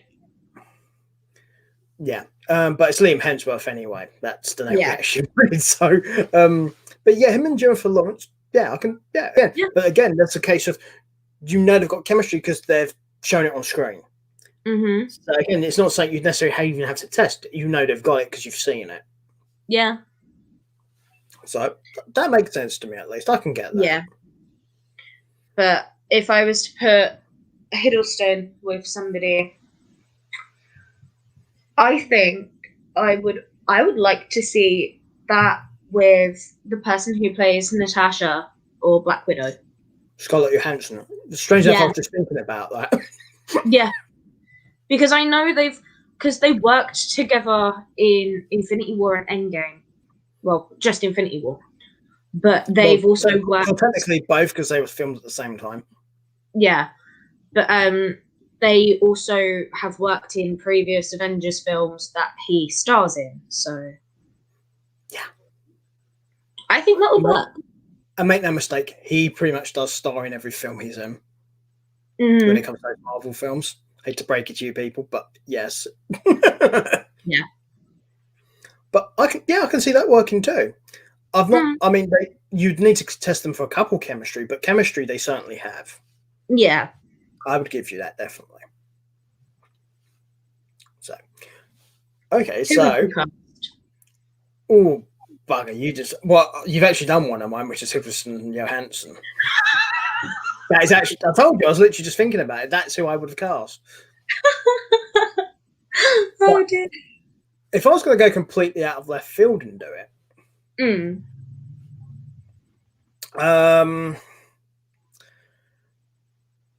Dean Winchester from Supernatural. All right. Okay. And the girl that plays Supergirl. Oh, Melissa Benoist? Yeah. Yeah. No idea if they've got chemistry. You'd have to test them, but I think looks-wise and attitude-wise, I think they could work. Yeah, I mean, Dean is just... Oh. Yeah, Jensen Ackles and Melissa Benoist. Yes. So, again, don't know if it would work, but I would put them in a chemistry... give them screen tests to see. But I think they would be a pretty good match together. And as I said before, I agree with Stephanie with Hiddleston and Johansson. Yes. So, but I figured I'd give you one out of left field. So there's your left field one, which is Eccles and Benoist. Yes. So didn't expect that one, did you? No, do you know what? I actually completely forgot about TV show actors. I'm not going to lie. Yeah, well, that's the thing. To me, I think Eccleston could be a very good Christian Grey. So it's what struck me as being. I think it'd work. Yeah. Because look-wise, you can definitely. Because if you go to, I think it was season 14 or 15 of Supernatural, he's wearing a suit for most of that season because the character is possessed by someone who wears suits. Yeah. And it definitely works for him, in my opinion. Okay, is this now where I say that I'm on season 7? I've not really spoiled anything because I've not named names. Okay, good. So that's why I didn't name them specifically for anyone who's not seen them. Yeah, good. Because I don't like to spoil stuff. Because I had to say it without kind of explaining it. I had to say it for an example, but I didn't actually spoil anything by saying it. So, because the way that show is, you don't even know if I mean the same Dean, FYI. So. I know what I'm watching after the show. Yeah, at some point, obviously this is the Broken Film Show. We will actually cover something we will cover TV shows at some point as well. So Supernatural is actually on that list as well. Oh no! As is Smallville, for those of you who like to do Smallville. So, also we will do Vampire Diaries. Okay. So there are going to be a few things. You'll have to let me know. Yeah, there will be some which aren't necessarily always going to be films, simply because yes, this is the Broken Film Show, but at the same time, we want to cover anything film related, and technically, TV shows are short films. Yeah, but when we do decide to cover Vampire Diaries, you're gonna need to let me know 2 months in advance so I can binge watch the whole season. Because there's like 8 seasons to that show. And there's the offshoot series as well. Which one? There's 2 offshoot series. Originals is the one I know of. Right, because there's originals and there's legacies, which is oh no, I can't say it without spoiling it. I'll explain off there for people who haven't. Don't say it on air in case it does spoil stuff. Because originals, I know I can say because that's not going to spoil anything. I'm being very careful about certain things I say when it comes to certain TV shows because I don't want to ruin it for people. If the show's like about 20 or 30 years old, then I don't mind because at this point you probably should have watched it. For something like what I mentioned about Supernatural, that's within the last 2-3 years. That's why I didn't go into detail because that's a spoiler. Mm-hmm. So it's one of those things. Oh yeah, let's go up to these characters, and then I'm going to come on to unique concepts that possibly we could be done for different versions of 50 Shades. Right. We're going to go to characters, and my first character assassination is Leah Williams. Who? Yes, this is Stephanie's face pulling weird faces here. Leah is the woman who tries to kill Anna.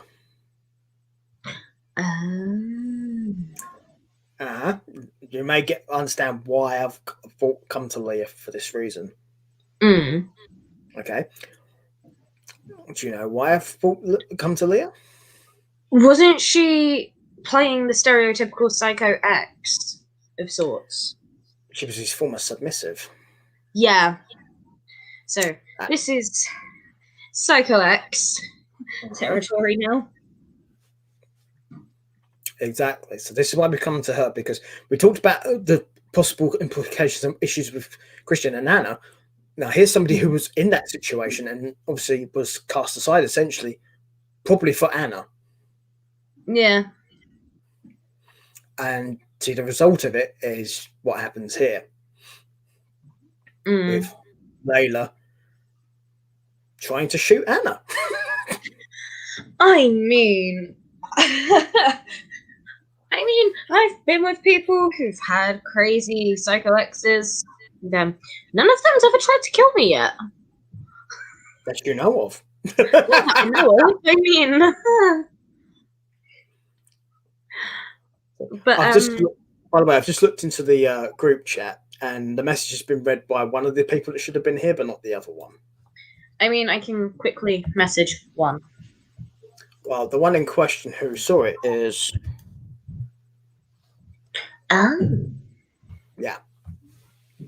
I know that person does have a lot going on. I know. That's why I'm not that surprised. He's come to talk about psycho exes. Do you have any psycho exes? Do I need to know of any psycho exes in your life? Why are you sniffing my plug tower? He likes the bars. Sorry, but go on. It's fine. But I don't see the point. Unless, the only thing I can think of is unless she thought she would be the one to change Christian, but yet she got replaced by the woman who's actually changed Christian.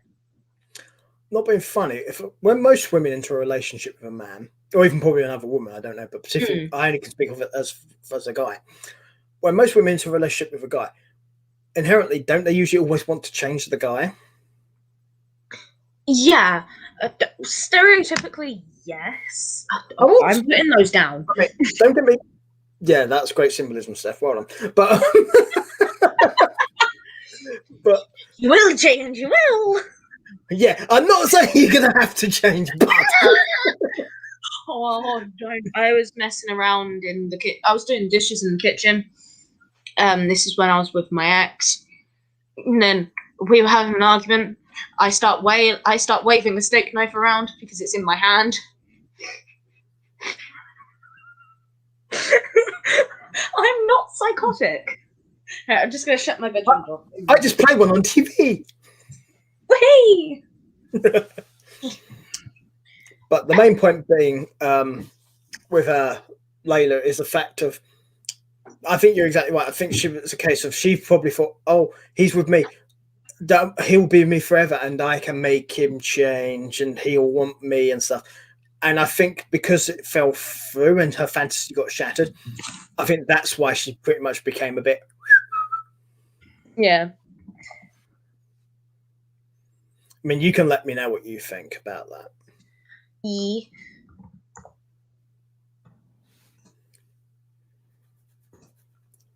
So.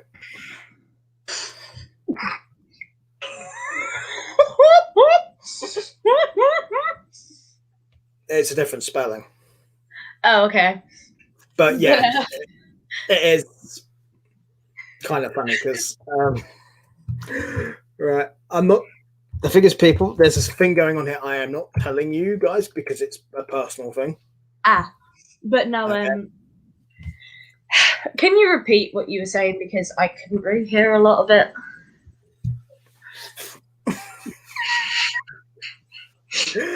Right, I was just going to say, obviously, it's shattered. I think what happened is she had this perfect illusion of she would be the one to change him and make him be hers. And then, of course, she lost that. Her illusion got shattered because Christian decided to find the latest and greatest new toy, which is Anna, and then dump her ass. And it kind of just made her essentially snap.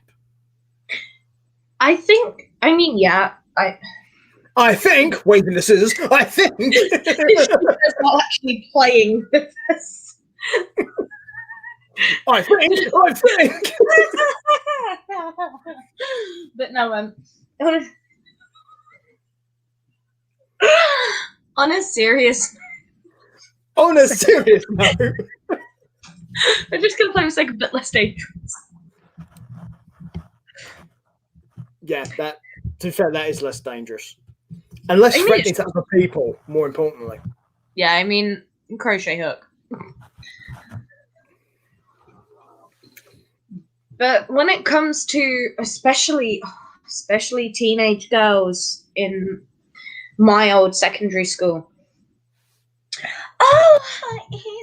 he has a few flaws, but I can change him for the better. Me and him are going to live happily ever after. We're going to get married. I'm going to have a football team's worth of babies. And that's pretty much what goes through especially teenage girls' heads, and a couple of women, like full-grown adults, do have that complex of, oh, I can change him, even though all of his exes have tried but failed. I'm going to be the one. And then they break up, and then they turn around, and they see that man change on his own with help from his new girlfriend. And the mental breakdowns that ensue are actually quite funny. I just think it's kind of stupid how women, like especially teenage girls, they go for the stereotypical bad boy in school who, you know, bunks lessons, smokes, drinks, thinking they can change them into a good, honest man just to get their heart ripped out of their chest. I went through that stage once in my life, and this was when I was like 15, 16. And, you know, I then realized they're not gonna change. No one can make a guy change unless the guy or the girl wants to change themselves. In the words of Saddam Hussein, I can change, because I'm a sandy little butthole, yada, yada, yada. But I think, especially in Layla's case, I think that girl has a screw loose. Which Layla? Oh, the character. Okay, let's be specific, yeah. Thank you. Mm-hmm. The character, I believe, has a couple of screws loose. And I think, obviously, Christian's just kind of taken her heart, ripped out of her chest, put it on the floor, and smashed it into 1,000 pieces. But and he's in the river dance on it. Yep. And he's river dancing on it with Anna in tow. And, she wants to hurt Christian the way that she hurt him through another girl. So she's going to try and inflict pain in Christian by trying to, kill Anna. Yeah, that sounds like a very stable, reasonably minded person. I mean, I've definitely never thought that. I'm kidding. I'm kidding. I have never thought that. Here's serial killer music. That just sounds like the doors creaking.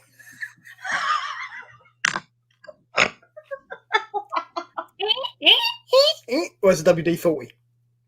That's better. Let's try again. Oh no, we need some more. WD-40. Look, I don't creak anymore. Literally me when I wake up in the mornings. Oh. Yeah, have WD-40 next to your bed. It'll stop you creaking in the morning. Mm-hmm.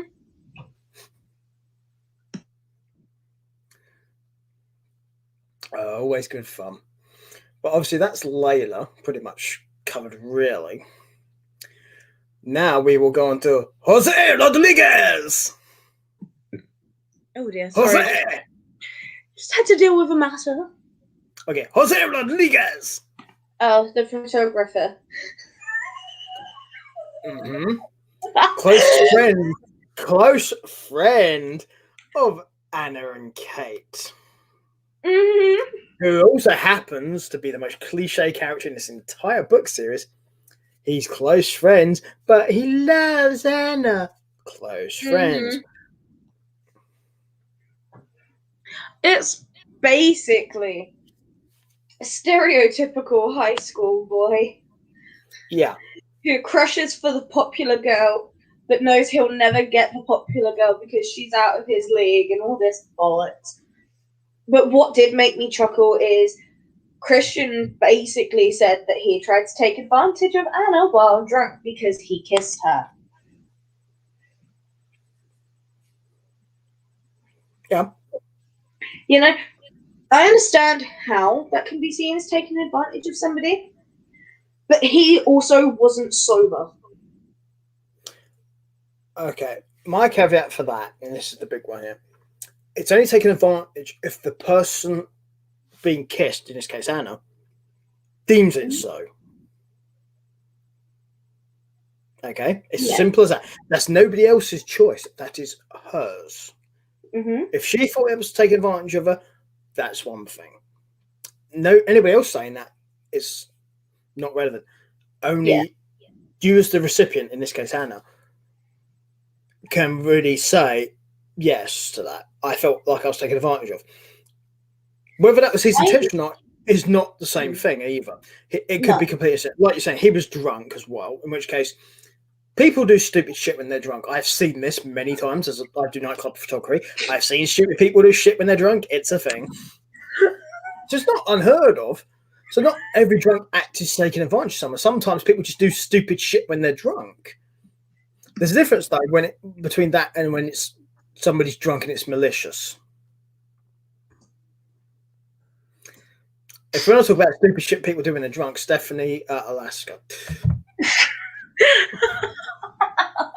This is I didn't even look at that then. And for anyone who actually wants to know that particular remarks about, you're going to have to either ask very nicely or check out. I think there is another show that story is actually mentioned, but I think it's a Patreon show. I believe it was on a Patreon show, but I do believe we discussed it on my podcast as well. Quite possibly. But yeah, so basically if you guys don't want to root through stuff, you just want to recap, you're going to have to let us know. Otherwise, you're going to have to root through previous shows and stuff. Yes.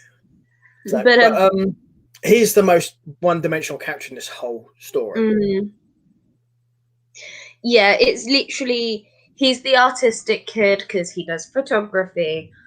What I did find a bit stalkerish and weird was how at his art show or photography show, I can't remember which one, where he displayed all of his photos, half of them were of Anna. Right. The thing with that, is sometimes as a photographer, you can find someone who is your muse, okay, but that's a consensual thing between you and that person. Mm-hmm. Was what did all these photos you took of Anna consensual? I actually don't think so, because the way she responds, because she was shocked. That's always quite telling. And then control freak boyfriend or ex-boyfriend at this point, control freak X decides to buy every single one of them. Yeah, he don't have problems at all. Yeah, definitely doesn't have issues. Two problems. One, impulse control problems when it comes to buying shit. Two, she's your ex-girlfriend, dude. Have some fucking dignity. Mm-hmm. But yeah, as far as Jose goes, he's there to serve a purpose. Yes, he serves it, but he's very bland and very ordinary as a character. Yeah, he is like, stereotypical teenager, a young adult. Just trying to, get by. Right. Last of the peripheral characters we'll touch upon, and then we're going to go on to some unique scenarios and ideas I have in mind, which could be a bit of fun, basically. Mm-hmm. This character is Elena Lincoln. Mrs. Robinson! Yes, it's definitely called her Mrs. Robinson.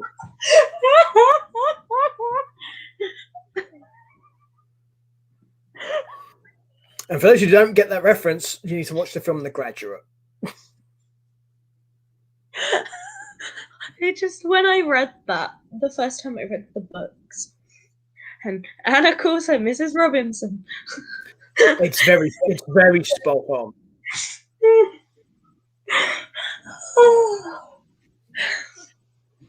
But because Anna basically just turned around and called her a paedophile. I just.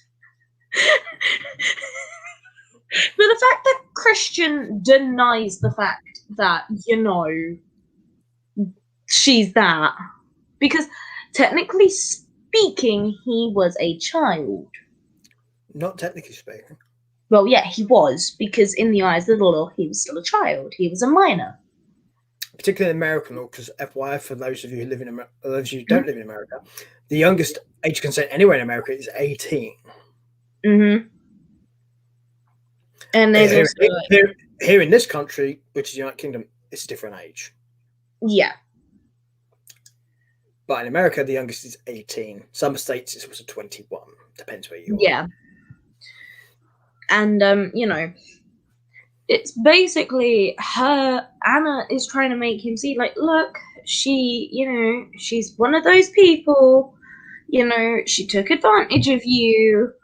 And he's like, no, she didn't. No. But bearing in mind, he's what, 21 in the books? That's literally the age where him being her submissive ends, when he's 21.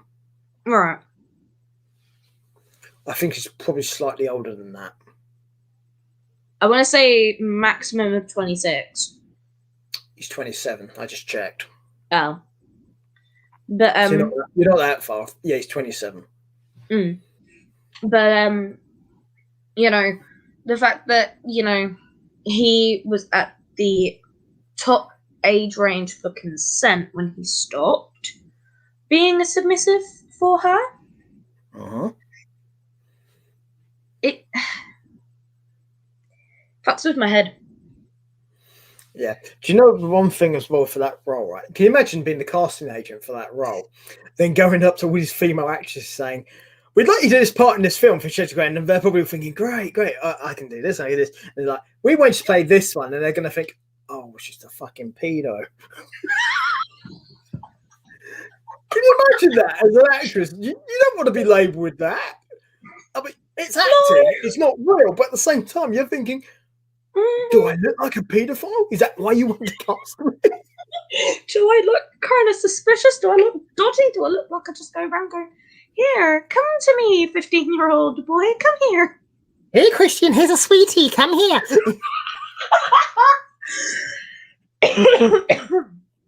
I mean, obviously, because she was married. Yeah. When she was dominating Christian. Mm-hmm. Obviously, adultery and cheating and affairs, whatever you want to call it, it's not unheard of. Isn't it? I had no idea that shit happened. But the fact that it's with a child! Was there no one in your age range? Steph, what is this adultery you speak of? Oh, it's something that God says you shouldn't do Oh, if you believe in God. You mean all the fun stuff? I mean, if you're married and looking at getting a divorce, having read the book, the Bible, there's a lot of stuff in there that tells you not to do. It's like, but that's the fun stuff. Yeah. I'm not. Don't get me wrong. I'm not picking on anyone's particular religion here. It's a case of everyone has their own beliefs, and that's fine. But at the same time, for all we know, I'm going to talk specifically about her marriage, and then we'll get onto the other part in a minute. If she's in a marriage where he clearly doesn't love her, and it's just a thing for a status thing, then possibly, that would cause her to stray and look for other options. It's a common thing in those sort of relationships when if you're in a particularly wealthy partner and they're away most of the time, then you will get bored and possibly want to expand your circle. Let's call it that way. Call it a circle. Okay. However, and this is the big one, it's not the play circle at the fucking kindergarten. I mean, considering she's a lot older than him. That's my point. Do you think she went up to Christian and went, "What's in the round window?" Oh my god. What is in the square window? Oh Lord. Oh sweet Jesus. But she's chasing around the playground going, "Oh, where is Shadow?" No, don't you dare ruin my childhood. No, you have overstepped. That is enough. You are not ruining Bear in the Big Blue House. No. Yes. No. Bad uncle. Bad. Bad Peter. No. Yes, but it's just, you know. Well, I'm trying to illustrate a point here. Yeah. I'm just trying to do it in a very comical way because I don't want it to be. It's a bad serious subject, but at the same time, I don't want it to be. I'm just trying to think. I'm trying to explain in a way where, yes, it is absolutely serious, but at the same time, I want it to be able to not be. I don't want it to be particularly impactful or harmful to people. When people try to say, yes, it's a bad thing, but at the same time, I'm trying to explain how ridiculous this is as well. Yeah, I mean, from my point of view with it, I've heard of cougars, I've heard of MILFs, and, all that shit, right? However, they look for people in their 20s at minimum. Well, normally if you're a MILF, you're in your 40s and you're looking for usually like 25 and up.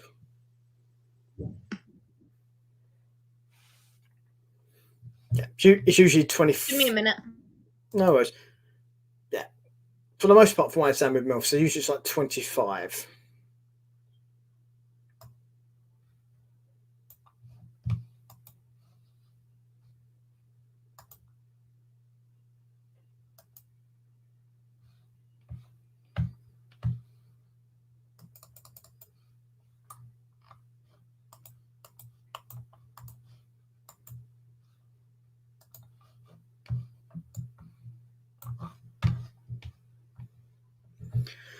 So yeah, it's one of those things where it's a bit. I don't know. I mean, you can understand possibly if she's in a marriage or a relationship where she's not happy, then you'd look at other way. But there's much better ways you can do it. And yeah, if you're a MILF tend to look at like 25-year-olds at the youngest because they don't really want, or maybe possibly a 21-year-old. Yeah, well, they wouldn't really go younger than that because they want a certain degree of maturity, but they still want to be young and vibrant. I think in Mrs. Robinson, Just call her Mrs. Robinson. It's fine. In her case, because I can't say her name without laughing. In her case, I think she took advantage of how naive Christian was and how broken he was and how mentally and emotionally vulnerable he was as a child. Yeah. Also, he didn't understand the concept of looking through the round window. But no, I think you're spot on with that, in all honesty. But what I do think is sweet, as twisted as how they met was and how twisted and fucked up their relationship was, the fact that she helps him with Anna, I think just shows how good their friendship is because they are still friends. Do you think possibly that comes from a place of regret from her, maybe? I think it may do. I'm not saying she's completely should be exonerated because of this, but she clearly in later Has some parts, regret. yeah, and she's very much she wants to help him rather than do what we've been speaking about before. So it could be a case of it got to a point where maybe she realised and thought, no, and now I need to try and help him if I can. Because I think she may have got to a point where she realised, oh, he's fucked. He's fucked up. Yeah, and that's my doing. I took all the innocence that was left inside that poor boy and absolutely annihilated it. Yeah, so maybe that's what that is. I don't know. Obviously, we don't because it's not really explored, but it could be a reason. It could be a reason. But obviously, that's that point anyway. So now, I think we should probably finish talking about Mrs. Robinson and head on to the next particular subject, Mrs. Robinson.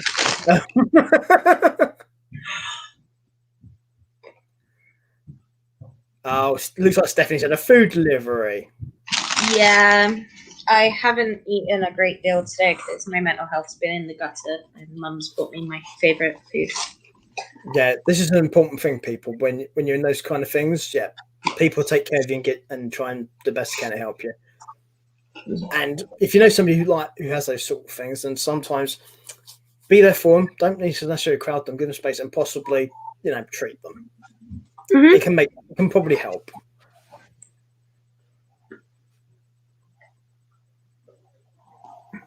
Even if it's just like a minute, like a second, just to check up on them. Yeah. Because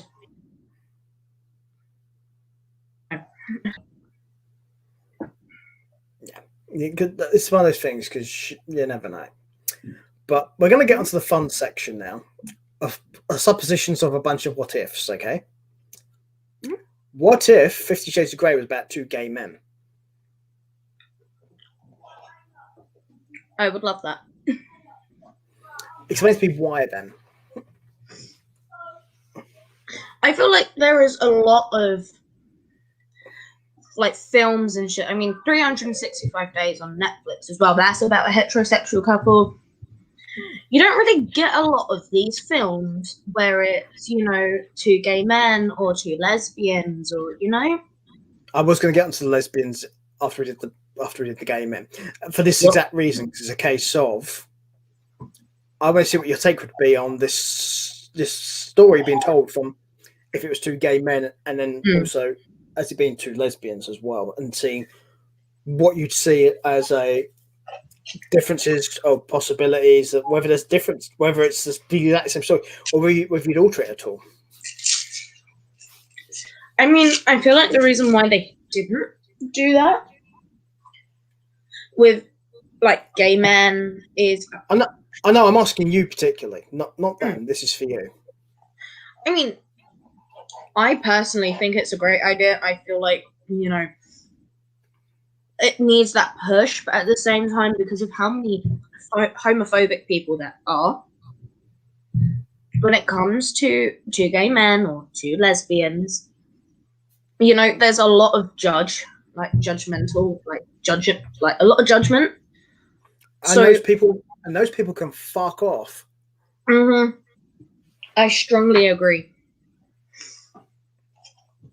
I just, I mean, not being funny, unless it's somebody trying to stick something in you, it's not your fucking business. Mm-hmm.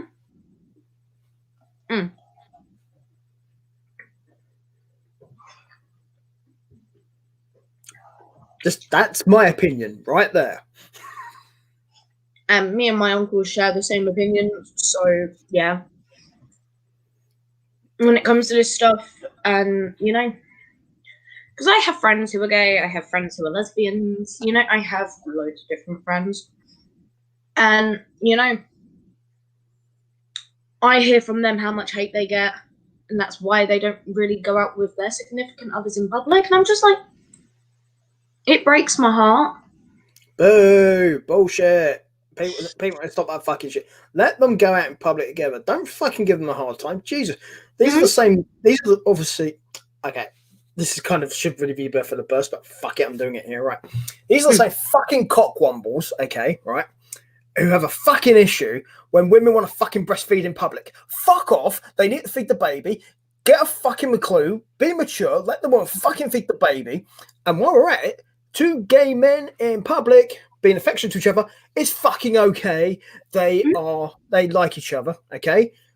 Wow. Are they doing it to you? No, then fuck off. And as far as two women in public doing that shit, again, same thing. Are they doing it to you? No, then fuck off. I think I'm going to quickly touch on the breastfeeding one because that one does really piss me off.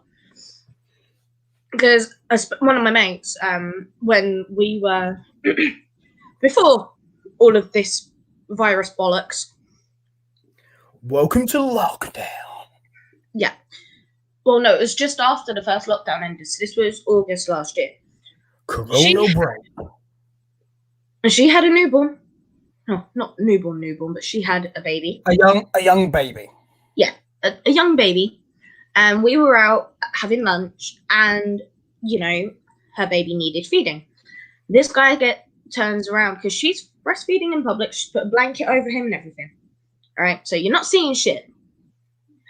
And this guy turns around and goes, "Oh, why don't you go breastfeed in the toilet?" My ass is fucking turned around and gone, "Go eat your dinner in the toilet then." And he's like, "No, I wouldn't do that. That's disgusting." I was like, "Well, don't expect a baby to eat their fucking food in the toilet then, you fucking dickhead." I would have told him to go and breastfeed in the fucking toilet. That's ridiculous. It really is. But it's like, if you wouldn't eat your food in a public toilet, why would you expect a baby to?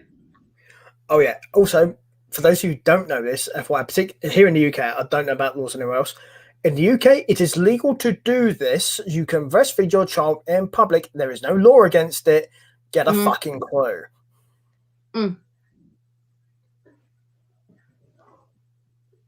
I don't know what it is like in other countries, in all honesty. I'm guessing probably in certain Arabic countries, it probably is a bit of a, you shouldn't do it for various reasons. But I think a lot of other places, I'm guessing, probably the same as what we are. In fact, some of them are probably much more liberal than we are. I mean, I think Italy and France probably are much more liberal than we are.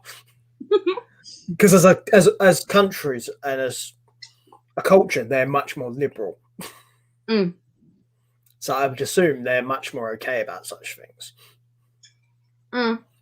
But the main point going back to is obviously a version of 50 Shades of Grey where it's two guys. Okay. I, for one, would not have an issue with this, okay, as a story. I'd be interested to see how you do it as well. Because the dynamics would be different because it's two guys, right? So, yes, I know you do have macho men and gay and feminine gay men and stuff like that. You have that with straight guys as well. It's a thing. Would it be exactly the same sort of story as it would have been between Christian and Anna as it would be for, let's just call them Jay and Bill Gay? and Well, we'll call them Bill and Ben. Bill and Ben. So say Bill and Ben are in this film again, right? Okay. Would it change how the story goes, or would it be exactly the same as what it would have been for Christian and Anna as it would be for Bill and Ben? I feel like there are some things that I would change. why and what would is the follow up to that? No, so hear me out. Well, I intend to. That's the point of this One show. of them is in closet gay. As in, not basically. For those who don't get the reference, they're gay, but not publicly. Mm-hmm. So they have a public girlfriend. Yeah, like Tom I Cruise. would like to see that.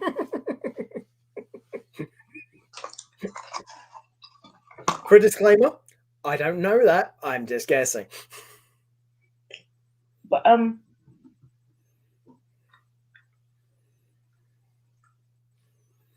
So Bill and Ben, yes. Let's just So- say Ben. Okay, Ben's the one who's the closet. Let's just say Ben. So Mhm. Ben. But Ben is also the submissive. Right? Mhm. And then Bill, instead of having him purely gay, Bye. have him as bi Okay. and have Layla, or a similar character to Layla, walk in to the apartment and have a go because, you know, she got replaced by a dude. Okay. I can see that. I can I see would that. love to see that. There's character, there's tension, there's a dynamic there. Yeah, I can see that working. Mm. Cool. Is that the only thing you'd really change out what you just said? Yeah. Pretty much, yeah. I mean, the storyline by itself is amazing. I personally love the storyline. Okay. Well, that to me is a good thing because a lot of people, when you approach me with this scenario, they'll be, oh, well, if it's two dudes, you'd have to change this, this, and this. I was like, well, no. There's a couple of things, maybe, but you don't have to change your whole style because just because it's two guys to the guy and a girl. Figures. Right. So now we're going to have to go on to the two ladies if it's two ladies instead. I would cast Scarlett Johansson and Jennifer Lawrence. Said, Said every teenage boy ever. enough said. No, at least that would make sense why you'd have plastic and the tissues in the cinemas. Honestly. Would you change the story again, though? Not really. But what I mean is because if she did the slight alteration for Bill and Ben, would you change it for Beth and Jeff. Beth and Jeff? Why not? Beth and Jeff. Let's call them Beth and Jeff. Beth can be Jennifer and Jeff can be Scarlett. Oh my god, that actually works. So I wanted Scarlett as the more dominant character. I kind of figured that's why I went for it. I think the backstory, this is going to be dark, but I think the backstory Go for for it. Jeff, the reason why Jeff is a lesbian is because she has severe daddy issues from childhood trauma. Okay. Not too dissimilar to Christian. Pretty much. Not really. yeah. But, It makes sense. mm, Narratively, But there is a comparison, basically. mm. But So for, what I mean is it's not too far away from Christian for it to be a total change. That's what I'm getting at. yeah. But for Beth, or Jennifer's character, Beth.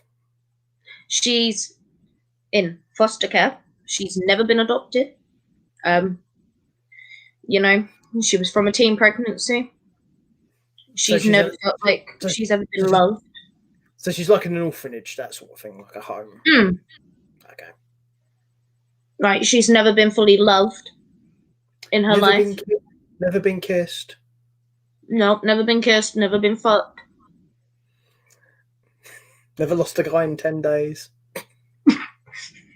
No, she lost a guy in an hour. Maybe And because she was just a passenger. Mm. But instead of her having how, so obviously how Christian anime is I'd she like to does point out, a guys, I won. I stuck in 3 film titles without Steph realising. no, I did realise, thank you. Okay, what were the film titles then? Well, How to Lose a Guy in 10 Days, and I can't remember the other two. Ah, well then they don't count them because you don't remember them. But No, that wasn't one of them. but so back to what I was saying, how Christian and Anna meet is Anna does a interview for him for the newspaper. Mm-hmm. However, how Beth meets Jeff is Beth is her housemaid. Beth is Jeff's housemaid.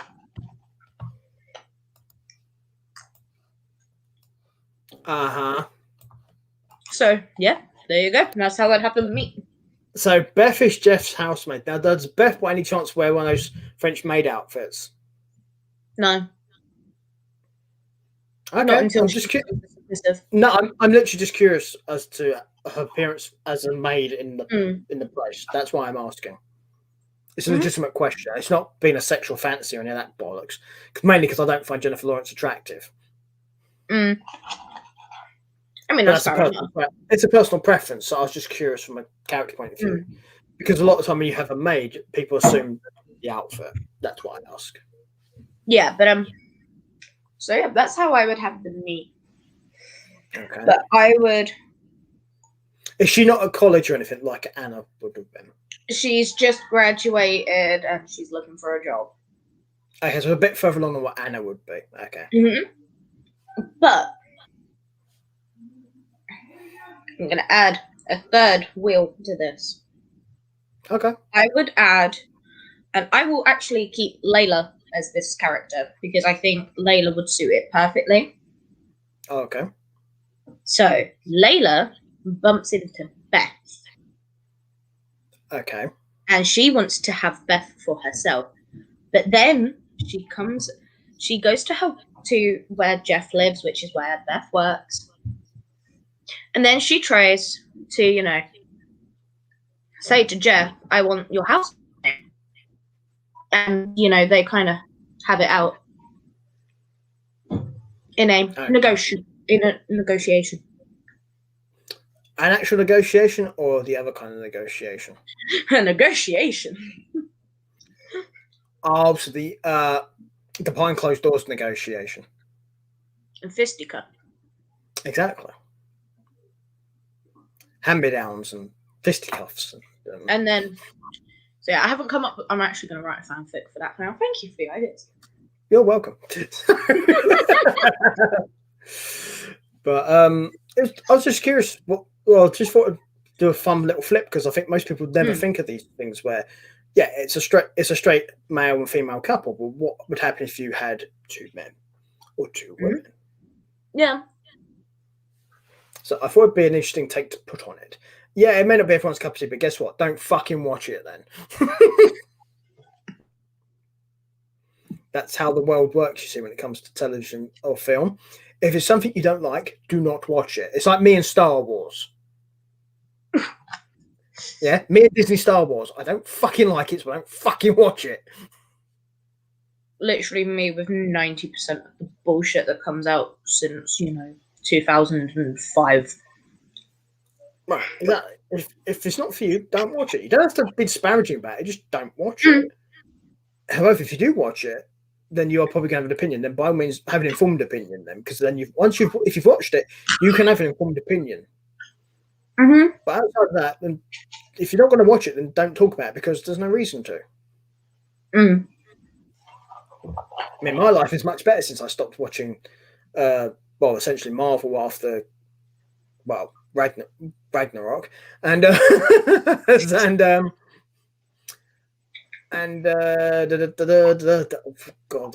Star Wars from, Last Jedi, really.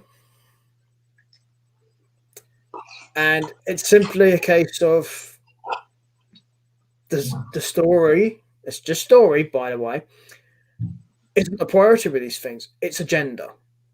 And that's an issue. Your story should always be number paramount in what you make, and anything like that. And this applies to 50 Shades as well, because I think part of the reason why you had the two actors who played them is very much a narrative they wanted to do to produce a story.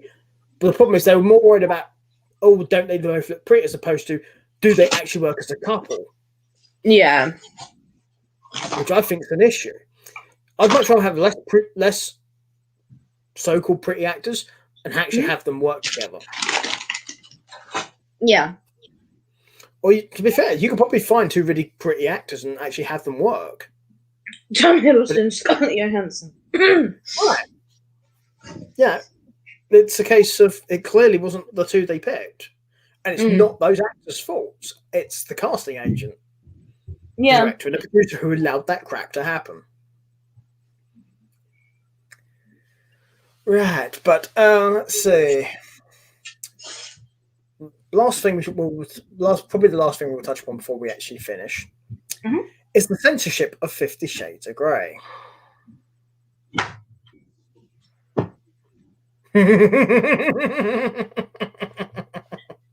You're working a script basically off of a fucking pornographic novel. I know why they put it as a 15. However, they should have made it a fucking 18 and made the sex scenes a little more involved to actually capture the dynamic and the chemistry and the whole BDSM aspect. Because what they basically did was shoved handcuffs on her and had vanilla sex. That's pretty much all it was. Personal opinion. No, I agree. Do you know the irony of that as well? By not making it an 18 and toning down that shit, you stopped men going to watch that film. More men would have gone to watch that film by choice if it had been an 18 and had much more graphic stuff in it, like it actually should have done. But the irony being is, of course, you have I kind of touched upon this when you were absent. You had men go with their other halves, not because they wanted to, but because they wanted to go with them knowing they'd get a fuck afterwards. I mean, yeah, but at the same right, speaking for some of my friends and I who have discussed this, and also for myself, we watched that film. We weren't we're gonna sound a bit there, but we weren't even slightly turned on by the sex scenes. You know, it's just, what is the point in making basically a porno if the essential pornographic content isn't that fucking good? Well, I'd argue it wasn't actually a porno for that reason. Because essentially you see harder things on television. Oh, fuck you. You see more on fucking WWF than you would on 50 Shades. No. Here's how bad it is. There's more pornographic content than the Marks and Spencer's advert. I'm sorry, but I'm pretty sure Mojo could do better. And probably has. I mean, no, my little boy's innocent. For now. Not through lack of trying. So, but those of you who want to know more about Mojo's adventures in that regard, that's what he shows for on Patreon. Check out his Patreon. But yeah, the censorship thing I think is a big issue for films, particularly like this, because you're harming the ability for the film to be told properly, because you're essentially removing one of the key characteristics as to why that relationship happens in the first place and what he wants out of it. Yeah. And, you know, again, one of my guy friends' mums, I've actually spoken about, we've actually touched upon this because he heard it from his mum as well. The books are a lot fucking better. And, you know, most of the people that I talk to do say the books are a lot better than the films. Well, put it this way, I've never had anyone have trouble opening the DVD case or the Blu-ray case for the 50 Shades of Grey film. However, I know plenty of people have had struggled to open the page of the book because they're stuck together.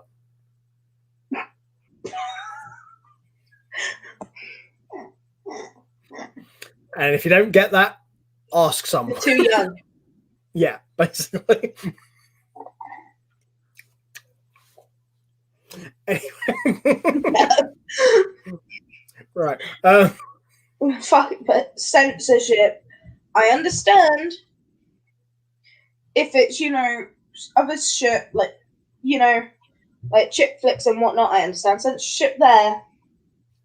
But when you're basing it off of BDSM and that's basically the whole relationship, how it kicks off. Yeah, it's BDSM, abuse, and such things, and there's some violent stuff in there as well. So why would you tone it down? You're trying to show the whole point of this is to show that stuff. Yeah, it would basically be like making Deadpool child friendly. Oh, well, that's probably what Marvel are going to do, though. FYI. I swear to God, they've ruined Deadpool. That's it. Well, they fucked up everything else, so it wouldn't be a surprise.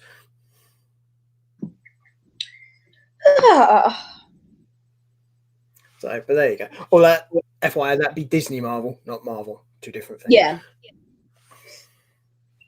But Deadpool's a classic. But the other thing as well, I'll get upon is obviously you touched upon the films here. I'm going to talk about some censorship stuff which you may not be aware of that happened with the books, because there were certain places in the world where the books got banned.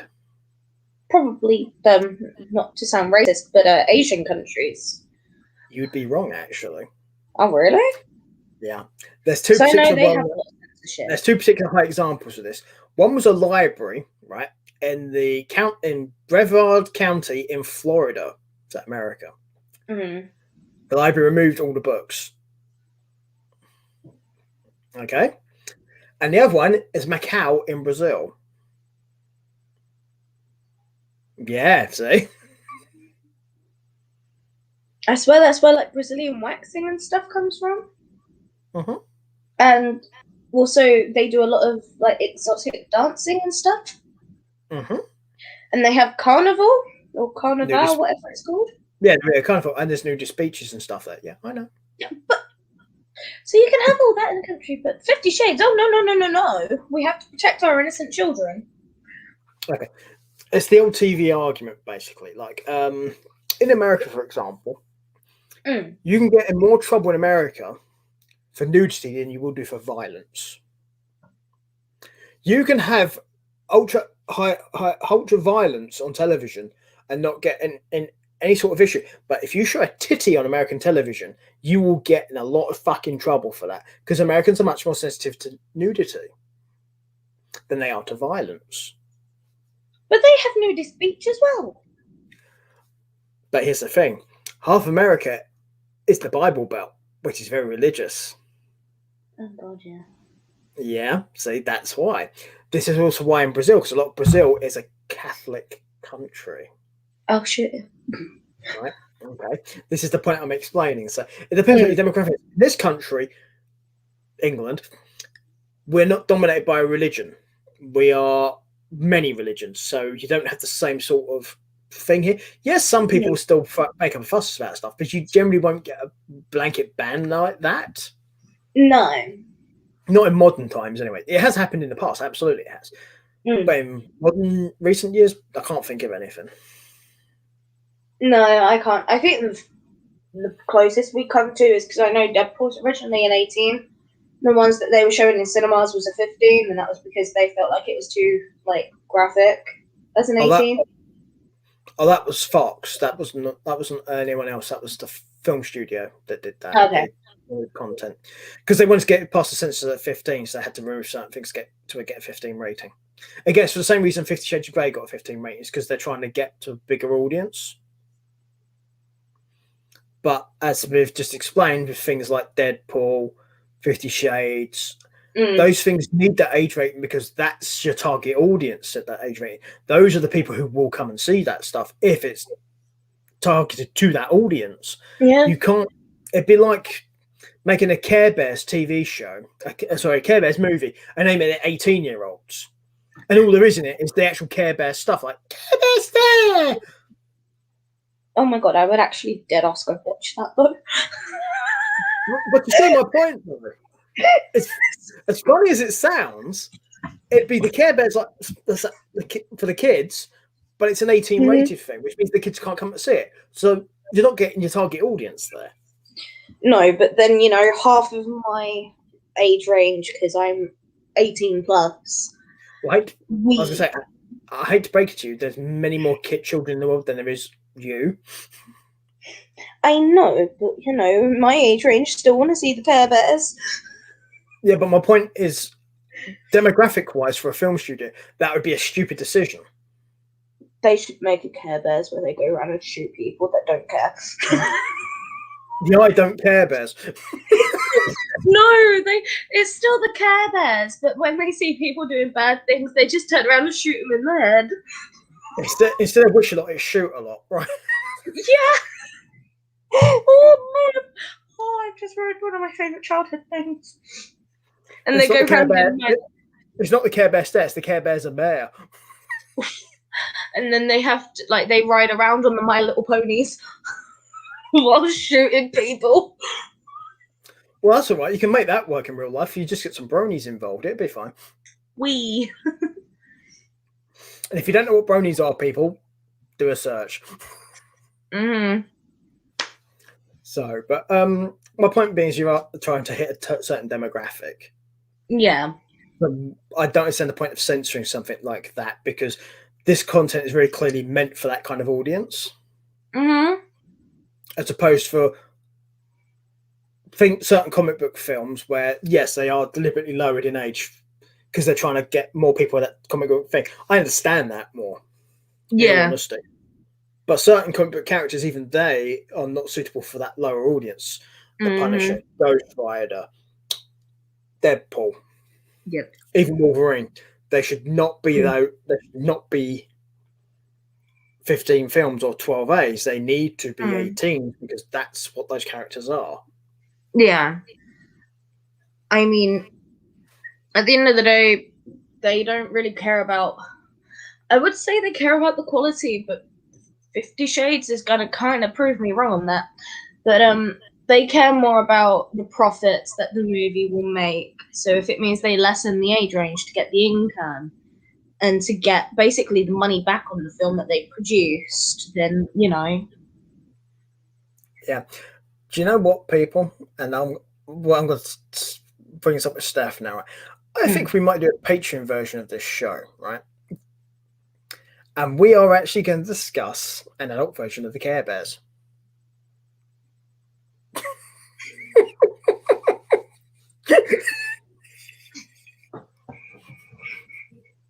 Because why not? What did I do? What did I do?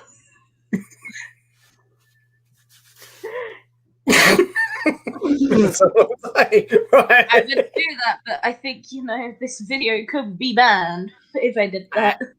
We all care a lot, and we don't want to be your friends. We want you to fuck off and get on meth.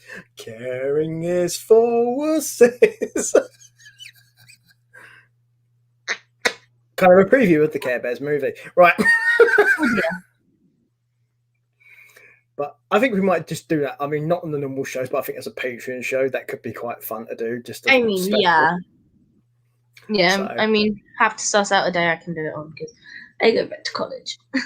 we'll sort something out. With the Patreon shows, we can always wangle stuff. It's easy. There's no real scheduled time to them like these shows are. Why did I hear you say we'll just wank some stuff? We'll schedule some stuff out, Stephanie. Jesus Christ. She's got 50 Shades of Grey on her brain. Either that or she's been thinking about that Care Bears movie.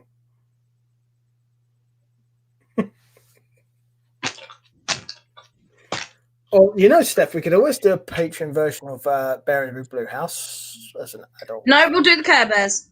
We will leave my favourite part of my childhood alone. And if you do not know what Bear in the Big Blue House is, you are way too young to be watching this stuff. What are you doing? It's your bedtime. Go to bed. Because Bear in the Big Blue House is fucking old. It's really old.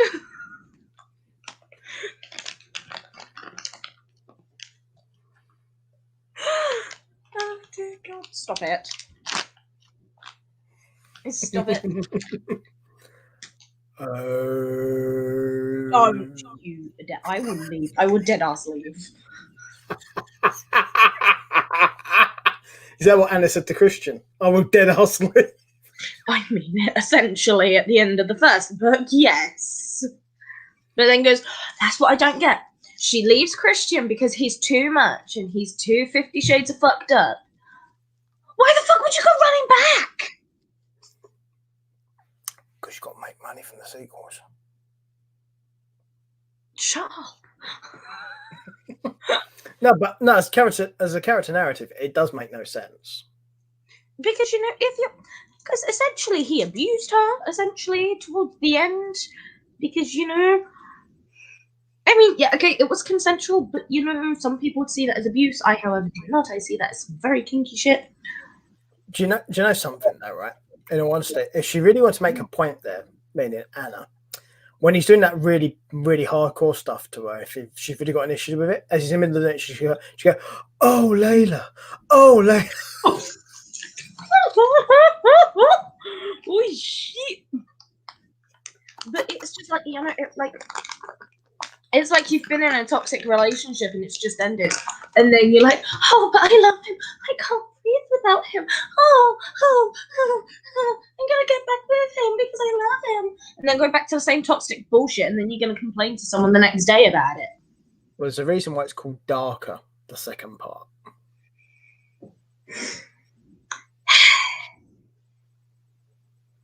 It's because Anna decided to walk through that entire book with her eyes shut because she's a dumbass. Yeah, this is where I hate how accurate the female stereotypes are sometimes, because, you know, that's pretty much half the girls in my secondary school described. I would point out, for the benefit of those of you who aren't aware, E.L. James is a woman. Yes, she is. So she's basically stereotyped her own gender. Yeah, just to be very clear here. Mm-hmm. I think it's an important thing. I think it's an important thing to explain to people, because a lot of time people think, "Oh, it's a man writing that sort of stuff." No, this was a woman. No, this was a woman. And to be honest, the storyline's great. However, I do have the problem with, you know, she does display that she kind of stereotypes that men have commitment issues. Yeah, Through Christian. To be fair, a lot of men do. Yeah, but women do as well. Yeah. The other thing about, like, with Anna, with that in that second one, particularly in Darker, she gives me this vibe that you always get when you watch horror films, when there's that blonde, big-titted woman who goes through the house, and you always hear that music, and instead of leaving the house, she runs up the stairs. I don't watch horror movies, so I wouldn't know. Yeah, but it's a stereotype that goes on. And the thing is, you know for a fact she's going to fucking die because she's a dumbass, because she picked the wrong fucking option. Mm-hmm. Because the first thing you should do in that situation is run out the fucking front door and run down the street far, far away. Not run up the fucking stairs where you can't get out of the house without jumping out the window and breaking your fucking legs or possibly your neck. Mm-hmm. I mean, prime example is I play video games. Mm-hmm. And when I play Minecraft, for example, and I hear, you know, danger music while I'm mining, I go, fuck this shit, and I bolt. I bolt out of my mine shaft. I bolt into the village. I bolt past the village until I'm safe. Yeah, that is a normal human reaction to those situations. Yeah. If you feel you're in danger, you will generally run. That is normal. It's like in real life. Why would you display, you know, running towards the danger in a movie when you know full well, if it's a real life situation and there is someone in your house, you are going to run far away and call the police? Oh, yeah. Why would you display dumb shit in movies? I mean, obviously it's done for suspense reasons to try and get people hooked into it, but at the same time, it really insults the intelligence of the person watching. Yeah. And it's, you know, that's the kind of shit that pisses me off, is because obviously, yes, it does display true life things like people have commitment issues, but she's making it out to be just the men having commitment issues. Well, whereas, you know, I know plenty of women and I used to have commitment issues, but I also have major trust issues. So, but in Anna's case, she's playing the vulnerable female who's easy to, in a way, manipulate and control. I would agree with that. Yeah. And is in a completely toxic space. And as soon as she's out of it, she feels like she can't live without it. And big spoiler alert, she does end up marrying him in the end. Which would have me argue, is it really that toxic for her then? Because she clearly wanted to be there, which by consequence would mean it's not really toxic because she wants it. I mean, at the start, it was toxic. Because she chooses it. I don't mean because she's made to. No, I mean, if she, at the end, she did choose to marry him, and, you know, they had actually ironed it out. Yeah. I'm not talking about the start. At the start, yes, it very much is. But the fact she chooses to go back. When I first read the book, and, you know, he kisses her in that alleyway, and, you know, they try a vanilla, bog standard relationship. I'm thinking, what the fuck are you doing, woman? Run. Like, you know, Vanilla. no. Vanilla. Yeah. Not vanilla. Toxic. Not vanilla. Toxic. Friday night. Wow. That was a nice ass.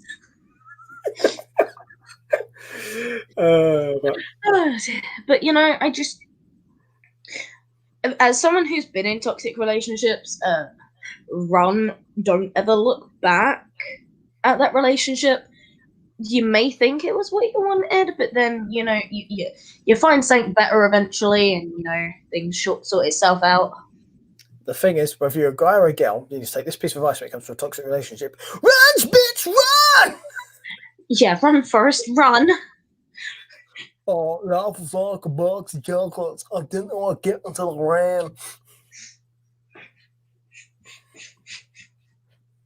ran. Dear. But no, like... Life is like she's a box of chocolates. We don't know what we get until we opens it. And then we run to the oasis. Love that. But on a serious, like, you know, on a serious note, if you are a control freak, sort yourself out. And, you know, if you are... I don't want to.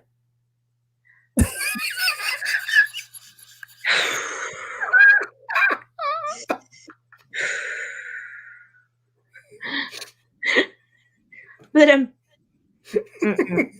no. But if you are ever in a toxic relationship, it doesn't matter if you're a man or a woman. No. It doesn't matter if you're a guy or a woman, and, you know, it doesn't matter who you're with. If you're in a toxic relationship, just run for the hills. Don't look back. And also, if you have just come out of a breakup, the best thing to do, focus on you. Don't focus on anything else. If you just come out of a relationship, best thing to do is run. Yes. Run far away and join us in a better place. Yeah, just, you know. Stephanie knows where that was going, but if you want to find out more, when we do our Patreon show, you'll find out. But yeah, just that's the most advice I could give. And, you know, if you do the BDSM Dom sub dynamics, be safe, look after one another, and, you know, remember consent does matter. Know what you're getting into. And also, yeah, know what you're getting into. Don't just dive in balls deep. And fuck's sake, don't just go headfirst into a BDSM dynamic without doing your research first. There's nothing Stephanie can say right now involves going forward or head first, which is not going to sound sexual. So we're just going to get past that. Yeah, just be responsible, play safe, and, you know, use protection. Yeah, body armor, a shield, a sword, baseball bat, a tank, a baseball bat with barbed wire, or nails. Ooh, Funtex. Thumbtacks on the bed. Lego bricks. Oh, stepping on Lego hurts. Oh. No, I stepped on some yesterday. That shit hurts. Oh, also plugs. You know, your average like plugs. Hang on. Yeah, obviously in The our plugs. country, in our country we have 3-prong plugs. Some parts of Europe have 2 prongs, and America has different plugs as well. But yeah, stepping on plugs is not fun. No, I've done that before, and one of my friends has as well, and they actually needed to have a tetanus shot afterwards. I've heard of plugging it, Steph, but that's not what they mean. Just to be clear. Also, you can buy yourself some crochet hooks and sewing needles and stick them into your bed and just have them poking out. If you're a really kinky, sensitive guy, though, you can always just stick it in your Jap's eye. Oh! Ooh! We're talking BDSM, right? So there you go. Yeah, and then also put some vinegar down there as well. Yeah. We are joking. I'm not. He might be, but I'm not. This one might be joking. I'm not joking. Oh God. Now, this way, if that's your thing and that's your kink, go for Fair it. game. No issue at all from me. Live your life, enjoy yourself. As long as you don't hurt anybody else without their consent, then I'm good. I don't have an issue with what anyone does. Just as long, if it affects me, then I want to say in it. And anyone else that's involved, whatever you're doing, if they need to have say in it, then they should have one. But other than that, if it's your kink, go for it. Yes. Whatever it may be. Unless you're Mrs. Robinson. No! Naughty. Don't do the bads. Yeah, Mrs. Robinson clearly didn't learn the lesson about playing with Lego. Anyway.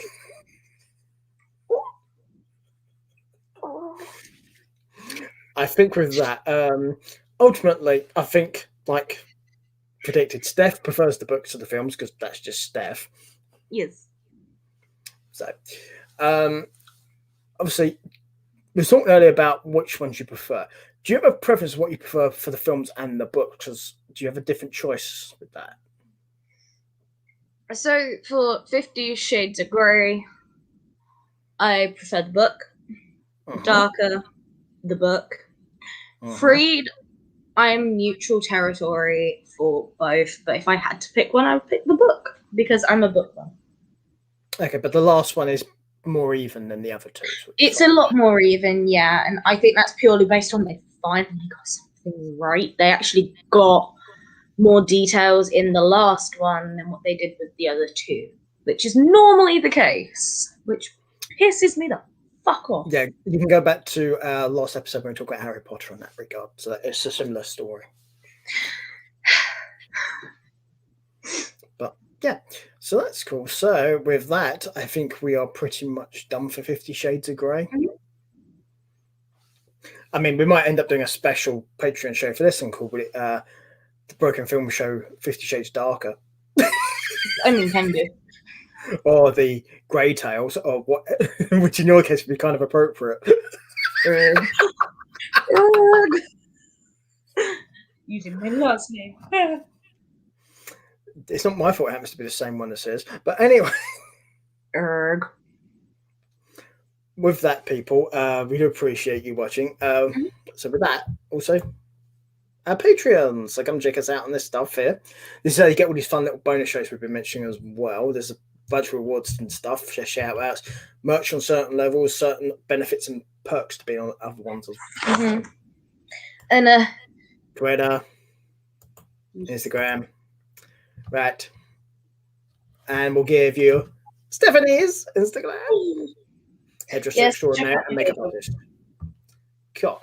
You was going to say something before I start. Yes, and unfortunately, people, unless he decides to pop in on any other podcasts, you're going to have to pay to see my dog. Yeah. He's not cheap. Because in this relationship, people, he's Christian Grey and you're Anna Still. Yeah. He has signed a NDA with me about his show, and I'm only allowed to discuss further details about him on Patreon. Yeah. if Lord Mojo decides he wants to make an appearance, that's his choice. Yes. But his He actual obviously show's saw on him Patreon. today. Yeah, you do see snippets here and there, so that way you know, my baby's alive. We But will do. I am going to give you guys a little sneak exclusive because this was supposed to be on the next sorting stuff, but I'm going to do it here. Okay? Because we're talking about Patreon shows as well. What we're going to have happen, hopefully in the next couple of weeks, is the Patreon version of the Sorting Stuff show, oh no. which is Sorting Stuff Extreme. So, which will be like what we normally do, but we'll be able to go much, much further with fun stuff. Also, this is the big caveat to this one as well. These guys, the contestants, get to do questions and stuff for me.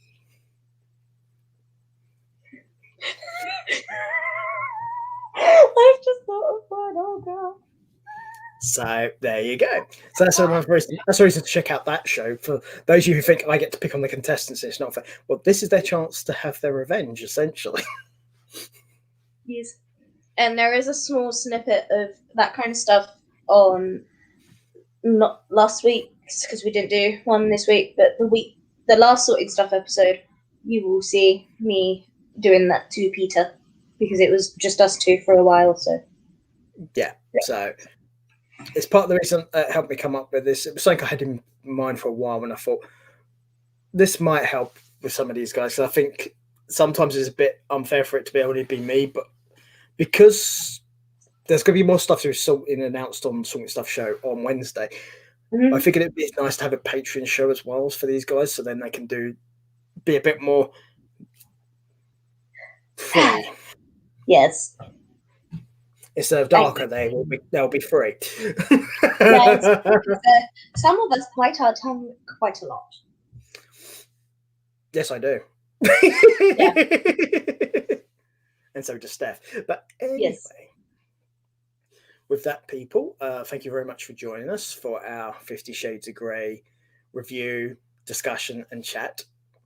Obviously, any feedback or anything you'd like to give us, please leave it in the comments. Our patrons can obviously contact us directly as well. There's also social media for stuff as well. Any suggestions for future shows, do let us know. As I told you, though, we do have a list. So if you have something you preferably want me to put next for the next show, you need to let me know. Otherwise, I'm just going to work off my list. Yes. And let's see. So we have, for those of you who want to have weekly know what's coming up, tomorrow, which will be the 18th, it's 50/50 booking returns with a gigantic show because we're having to cover a bunch of stuff because it was WrestleMania week. Have fun with it. So yeah, it'll be a case of getting very comfortable. It's probably going to be a long one. And on Monday, we have the return of We Talk Sport. Well, I'll be discussing lots of stuff to do with sport with you guys. Then, also that same day, we have the return of High Spots, which will be just me because Anthony is otherwise engaged. He's basically getting his COVID jab, so he can't do it. So I'll be on there when we'll be talking about a whole bunch of stuff that's happened in recent days, including this new IWGP champion and a bunch of AEW stuff as well. Then, of course, Wednesday is the Sorting Stuff podcast, which is the usual thing we have, which will be fun. And then, I believe, unless I've got my weeks confused, I don't think I have. No, I do not. So, then on Saturday, it will be Hook Up with Steph. Nice. You guys can't get rid of me.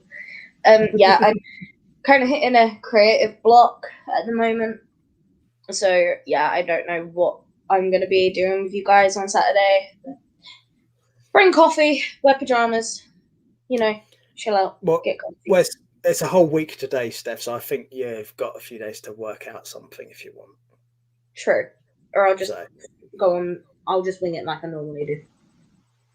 Yeah, Stephanie will have something for you guys, I'm sure she will, whatever it may be. So, okay, and with all of that stuff out the way and done, I will see you guys tomorrow. I will see you Wednesday.